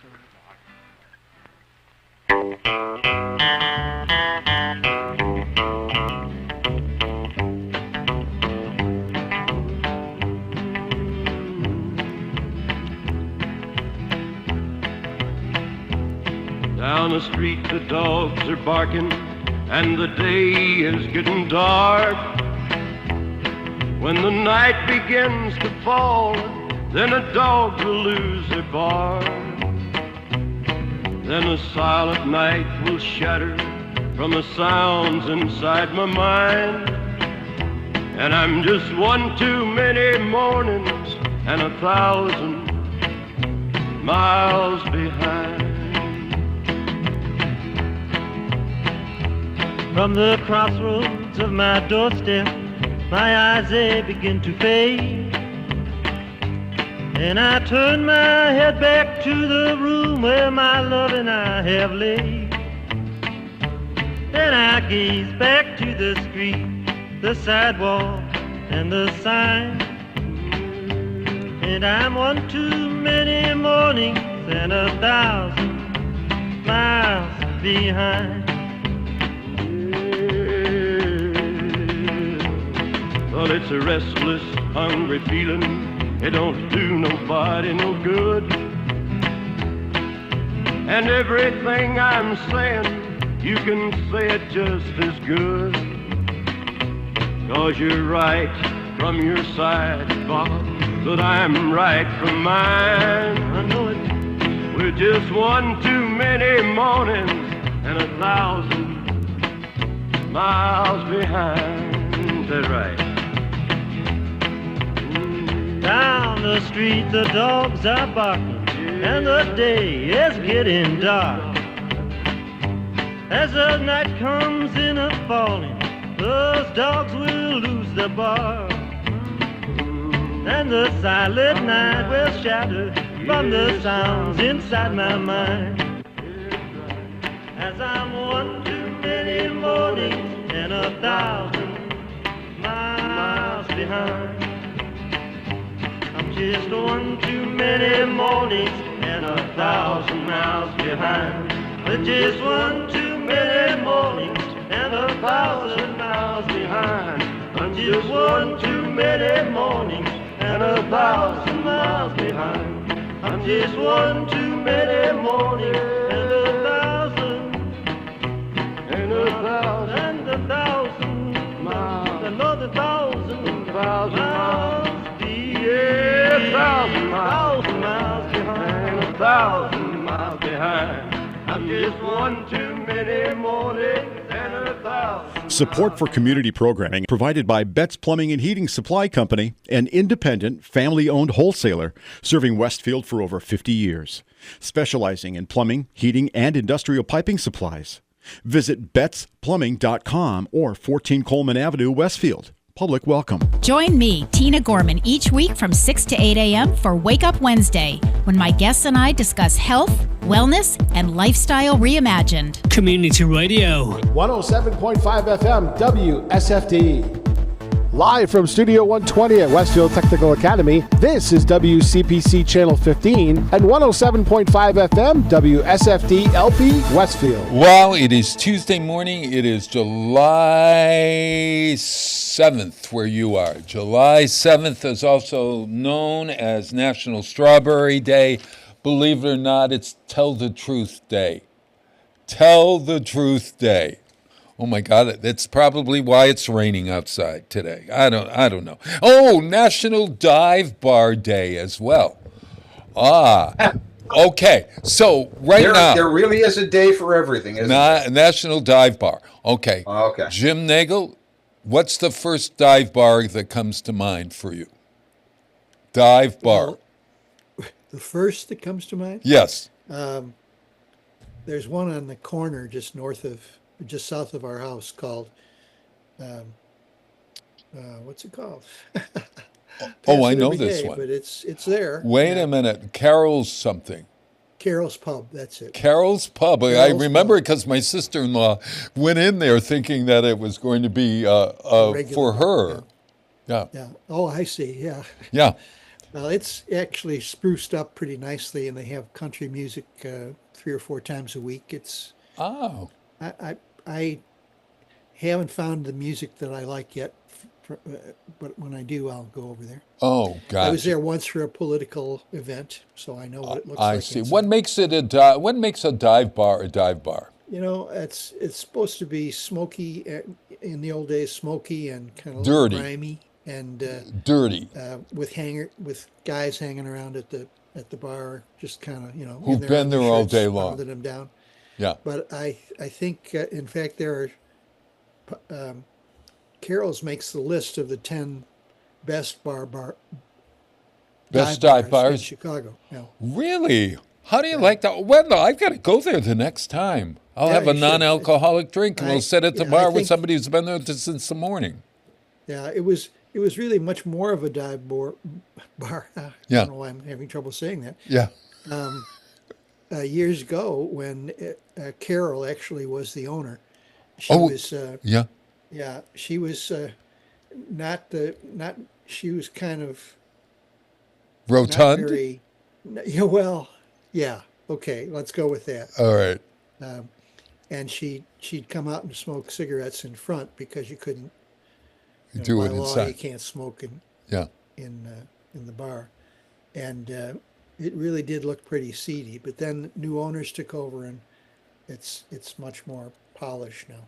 How about you, George? Same sign. Yeah. What do you? You're outside of my area of expertise at this point. Well, you don't even not one comes to mind at all.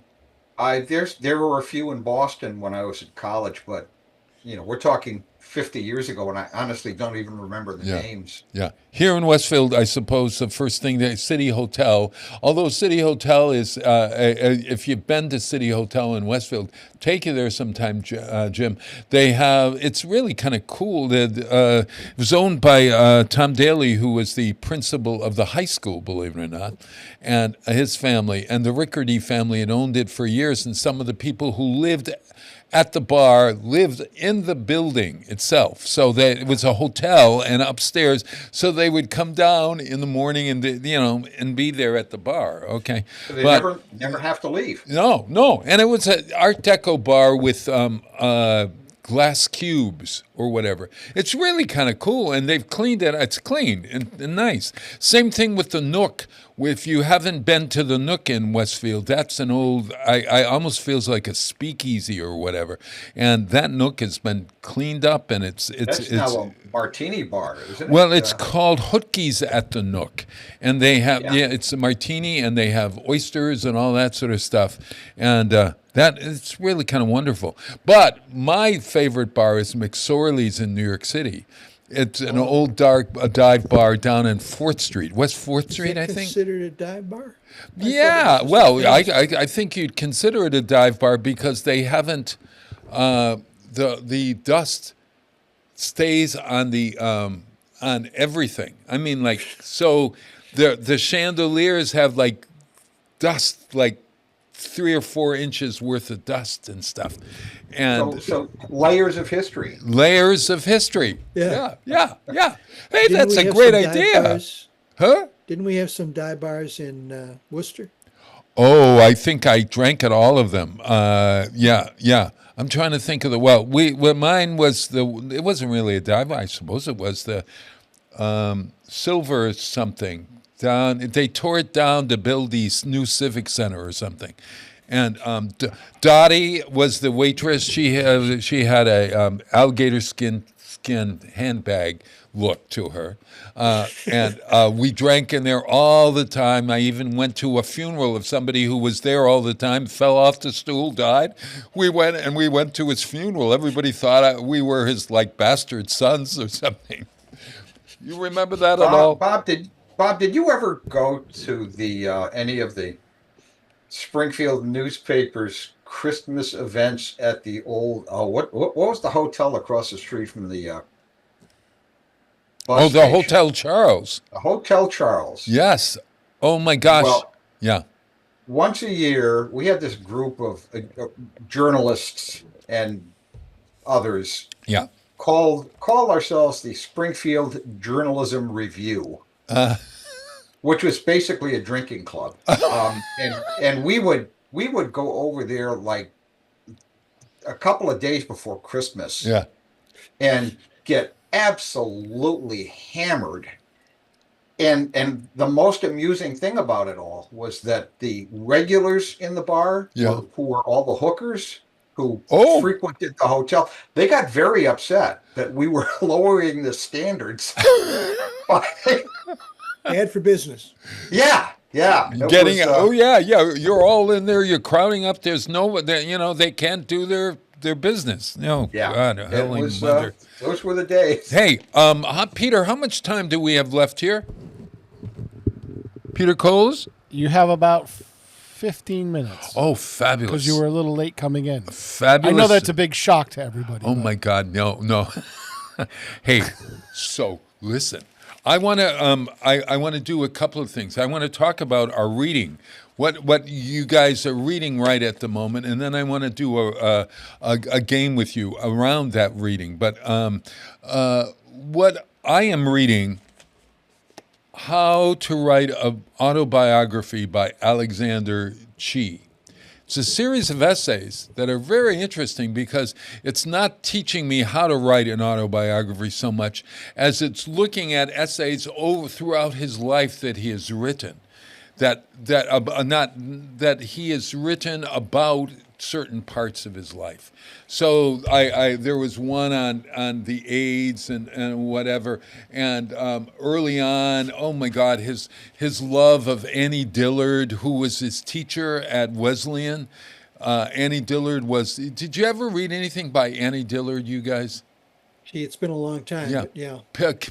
Tinker at Pilgrim Creek, apparently. Yeah. By the way, do you know Kenny Stomsky has a book now? Oh, what is it? He's published a book called Cruising for People Like You. Oh, fabulous. A practical, honest, and occasionally sarcastic guide to modern cruising. Oh, can't wait. We'll have to have him on. I'll talk about it with him. As in ocean cruising? Yes, as in ocean cruising, yes. George, what other kind of cruising is there? What are you, suddenly, have you leapt over the fence into the gay cruise? No, I was thinking more of, cruising on Saturday night with antique cars. No, have you seen any of his shows on cruising. YouTube? Sure. We've seen a lot. Yeah, they're great. These YouTube videos? Yeah. So the cruising in gay terms is when you go to a dive bar to meet a person. Or looking for people. You're cruising. I think straight people do that too, and they also call it cruising. Do they call it cruising? Yes. Oh, yes, they do. Oh, Yes, I had they do. no idea. Oh. That one transcends both sides of the aisle. So I got to tell you, Jim would appreciate this story. He was in Annie Dillard's class at Wesleyan, and Annie Dillard would only take maybe 11 people out of the 100 that apply. You had to apply. And then she would sit at the front of the class and she would smoke one cigarette after another. And she would just give you do's and don'ts about writing. And he used to stand outside of the classroom smoking, and she would come in. She would always take a hit off his cigarette before going into the classroom. And he was selected, and at the beginning of the class, she would say something like, look, you guys, I'm wanting you to listen to me, and I'm going to give you an assignment, and then you're going to throw out everything you learn in the class, etc. It's a really good essay, and it's called The Writing Life. And he actually... well, let me see if I could find. I'll find something later. But the essays are really good. It's Alexander Chee, How to Write an Autobiographical Novel. Really wonderful. He's a Korean American gay man, if you can know that, and he is really a wonderful writer. Alexander Chee. What are you reading, Jim Nagel? Well, I've been reading some essays by George Orwell. There's a new edition that's out the last few years that includes some of the ones that we didn't read in school, some of his short newspaper articles and things like that. That's where I quoted from earlier about the competitive sports he was. Is it called the right? What is it called? Hold It's it up there. called George Orwell. Yeah. Facing up to unpleasant facts. George Orwell. All right. So that facing unpleasant facts thing, did he create that, or was that the editor? That was the editor, I think. There are 2 volumes. One is narrative essays, that's this one, and one is more polemical essays, argumentative. So these are more accessible, more delightful. I think a lot of them are very short, but it includes some famous ones like Why I Write and the business about shooting the elephant, and but it's his some of his newspaper or magazine articles that don't make their way into anthologies very often. Sure. That I'm finding particularly amusing and good. Yeah, interesting. Some very powerful, like some of his experiences with the Spanish War. Was he a journalist covering that war, in the war? Yeah, well, he was a journalist. He was a lot of things, and then he was a journalist, and then he actually joined the Republic. Oh, really? The army, and was wounded in battle, and went back to England. Would you say that when he wrote 1984, would he have thought that it was going to have such resonance? I mean, like, was he? It's so prophetic in its own way, I suppose. Yeah, well, a lot of things are prophetic.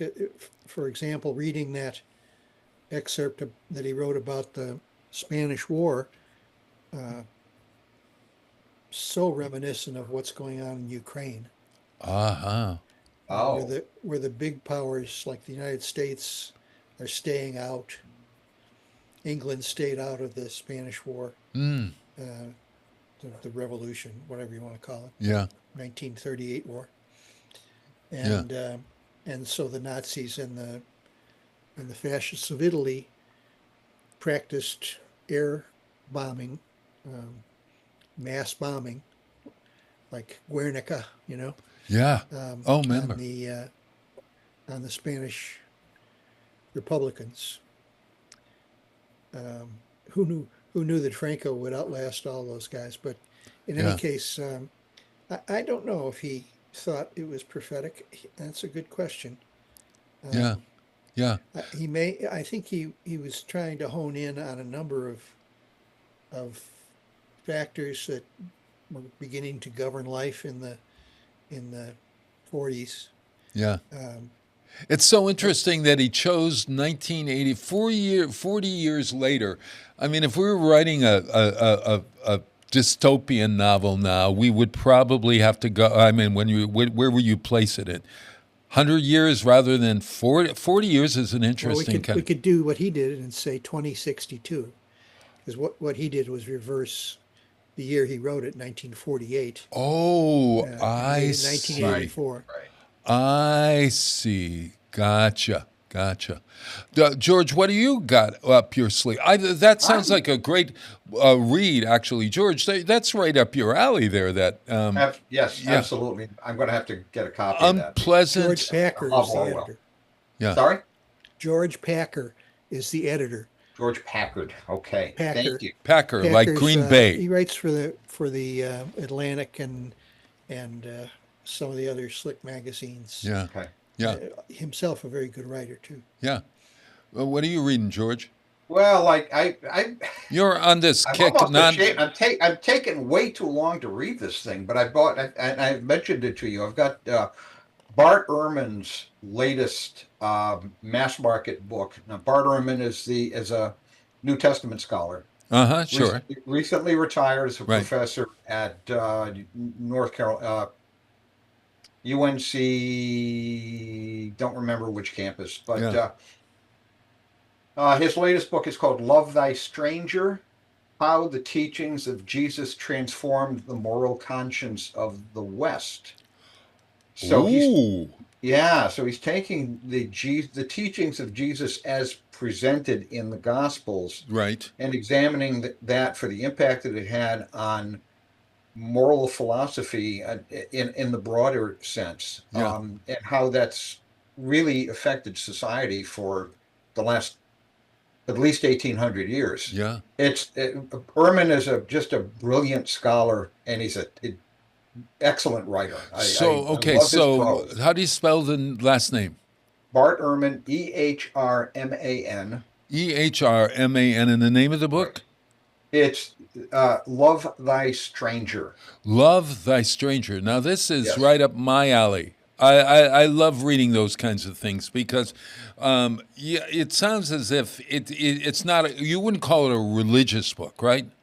It's more history. It's because Ehrman is an interesting guy. He was raised Episcopalian. In his teenage years, he became a evangelical. Oh. Converted to, Protestant evangelical. And that was his point of view when he went to Moody Bible Institute. I think that's what he did. Moody Bible. Moody Bible Institute. Chicago.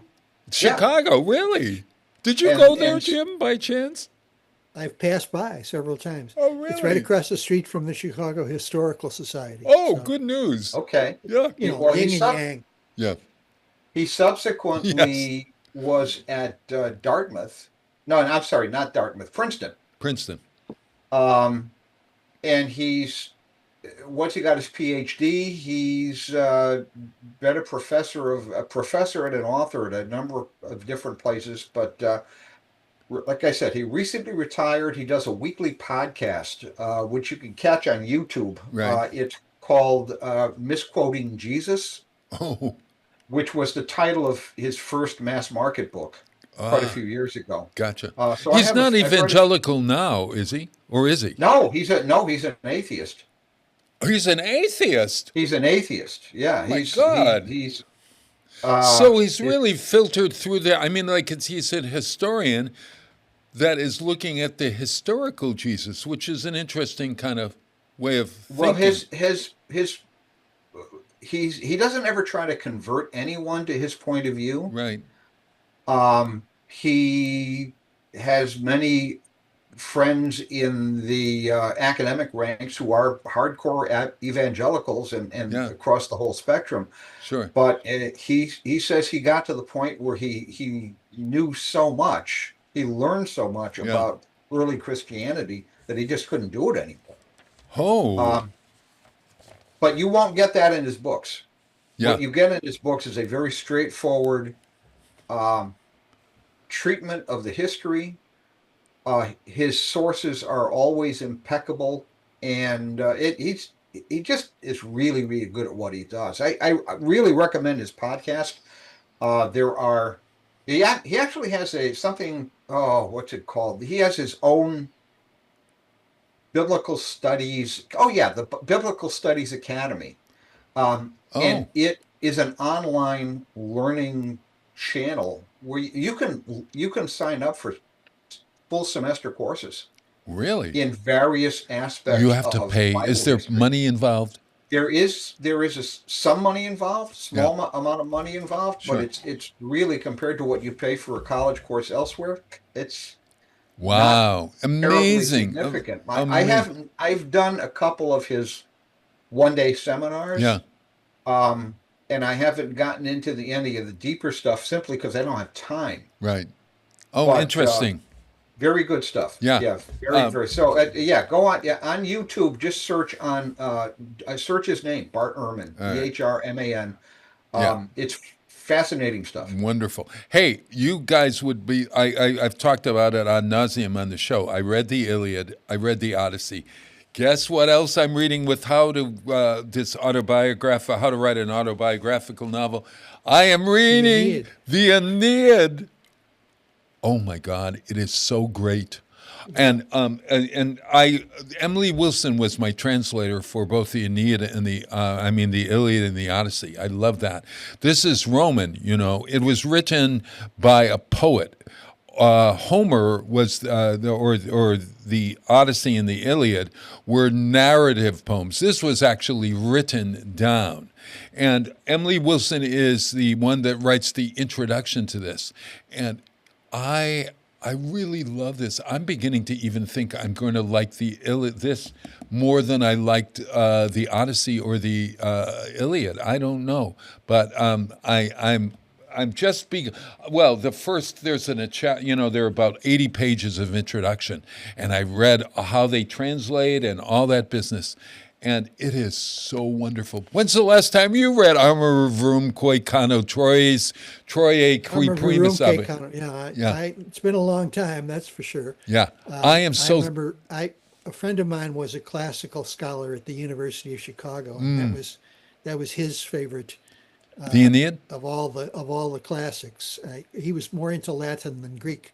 Yeah, but he did both. This is about the founding of Rome. Yeah, the Aeneid seems to be the work of one man, right? Virgil, right. A real person, right? Whereas Homer is probably a collection of writers over a long period of time, and Homer is probably just a name. That blind man might have been a Homer, but there might have been a blind man named Homer, but he didn't write all of the art. Well, he didn't. He didn't transcribe because it's really a transcription, right? Right. Yeah. It's like the Beowulf writer. Yeah. Okay, so hey, you guys. Before we go, I thought you both love nonfiction, so we're going to play a ranking game. Okay? Do you know what a ranking game is? I'm going to give you two things, and you're going to tell me which one you like better, or which. Well, you get the idea as we go. If I can just pull up my thing here. Wait a minute. Let me just go over here to here. Best. Okay. Wait a minute. For instance, if I said to you, Link, look at that kitty. I love it. What's that cat's name? What's that cat's name? This is Daisy. Oh, yes, Daisy. The huge cat. Oh, my God. Oh, not so huge. Well, on the screen. It's just a good close-up. You're going to hurt her feelings. Oh, okay. So, Washington or Jefferson? Washington. Jefferson. Jefferson or John Adams? Washington or John Adams? Washington. Yeah, I'll go along with Washington on that one. Yeah. Okay. So now, okay. But for you, it would be Jefferson and John Adams, Jim Nagel. Jefferson or John Adams? Yeah, Jefferson. Jefferson, or I'll do it with Jim, and then I'll do it with George. Okay, Jefferson or Lincoln. Jefferson. Jefferson or Alexander Hamilton. Jefferson. Jefferson or FDR. FDR. FDR over Theodore Roosevelt. FDR. FDR. FDR, Obama. FDR. FDR, Clinton. FDR. FDR, Trump. Gee. All right, That's a tough one. All right, we got to FDR. We got to FDR. I think FDR. Okay, so FDR, you got to FDR. Okay, George, we'll start again. Okay. Washington or Jefferson? Washington. Washington or John Adams? May have to rethink that one. I'd say John Adams. John Adams versus Alexander Hamilton. Adams. Adams versus Lincoln. Oh, Lincoln. Lincoln every day and twice on Sunday. Lincoln versus FDR. See, that's tough. I'm still going to say Lincoln. Lincoln. Okay. Yeah. Lincoln versus Obama. Lincoln. Lincoln versus Clinton. Lincoln. Lincoln versus Trump. Definitely Lincoln. Okay, so we began. So you got to FDR and you got to Lincoln. Isn't that interesting? That way. I would love to play another game, but I'm going to play as we go out. This is for Pete Seeger, whose Clearwater sloop was banned from the parade of in New York City because it had a sign that said something about good, clear drinking water or whatever. And we're hoping that the tall ships in Boston will allow Clearwater sloop. So this is Pete Seeger singing Clearwater, and that's for everyone out there on this July 5th, 6th, 7th, and 8th beyond. And I love both of you guys. See you next time. Here's Pete Seeger's Clearwater. I was sitting on my front porch as I watched the river rot, thinking about the sturgeon that are gone but not forgot, and the buffalo all restless underneath the prairie sod, and the smoke stacked up to heaven so's it hid the face of God. There were soldiers marching by my door and a tap upon my phone, a freeway inching toward me that would someday eat my home, and the smokestacks had a sunset that would never come again when they brought the sloop Clearwater sailing round the bend. Well, the captain had a mustache that was 19 inches long. The shanty master paced the deck, roaring out a song. The man who held the tiller wore his hair down to his knees, and 100 tons of canvas billowed out into the breeze. But the redwood trees are crashing down out on the western coast. An angry, shadowy army follows crazy horse's ghost. The eagle's nest is barren as the mountain lion's den when they brought the sloop Clearwater sailing round the bend. Well, the sloop cut through the sewage lying on the river's face. They docked her mid the garbage that was all around the place. The crew struck up a hornpipe and the boots rang on the wood. It echoed on the river and the river found it good. But there's lightning in the Asian sky, thunder in the slums. You can hear the Indians tuning up their long-forgotten drums. Children clap their hands and laugh while men are killing men when they brought the sloop Clearwater sailing round the bend. I said, you people all are fools to dance and sing and shout when your ship's so deep in liquid shit it never can get out. Right now children cry from hunger, grown men get mean from shame. A war rages in every heart, the very ground's in flame. You sail your dirty river and you sing your little songs. You dance your pretty dances and recite your petty wrongs. Don't you know that I'll be yo-yos making footprints in the fen while you bring your sloop Clearwater sailing round the bend? Well, the crew just laughed and danced some more and beads began to fling. Beards were lifted to the skies as the crew began to sing. A black man rose upon the deck and preached a sermon there. A crewman capered on the mast like a dancing grizzly bear. I said you people all are fools, but I guess I am one too. Suddenly the guns went quiet, the river all was new. The smoke clouds cleared, I almost wept to see the skies again, when they brought the sloop Clearwater sailing round the bend. Well, the mountains rang, the children laughed, and women raised a song.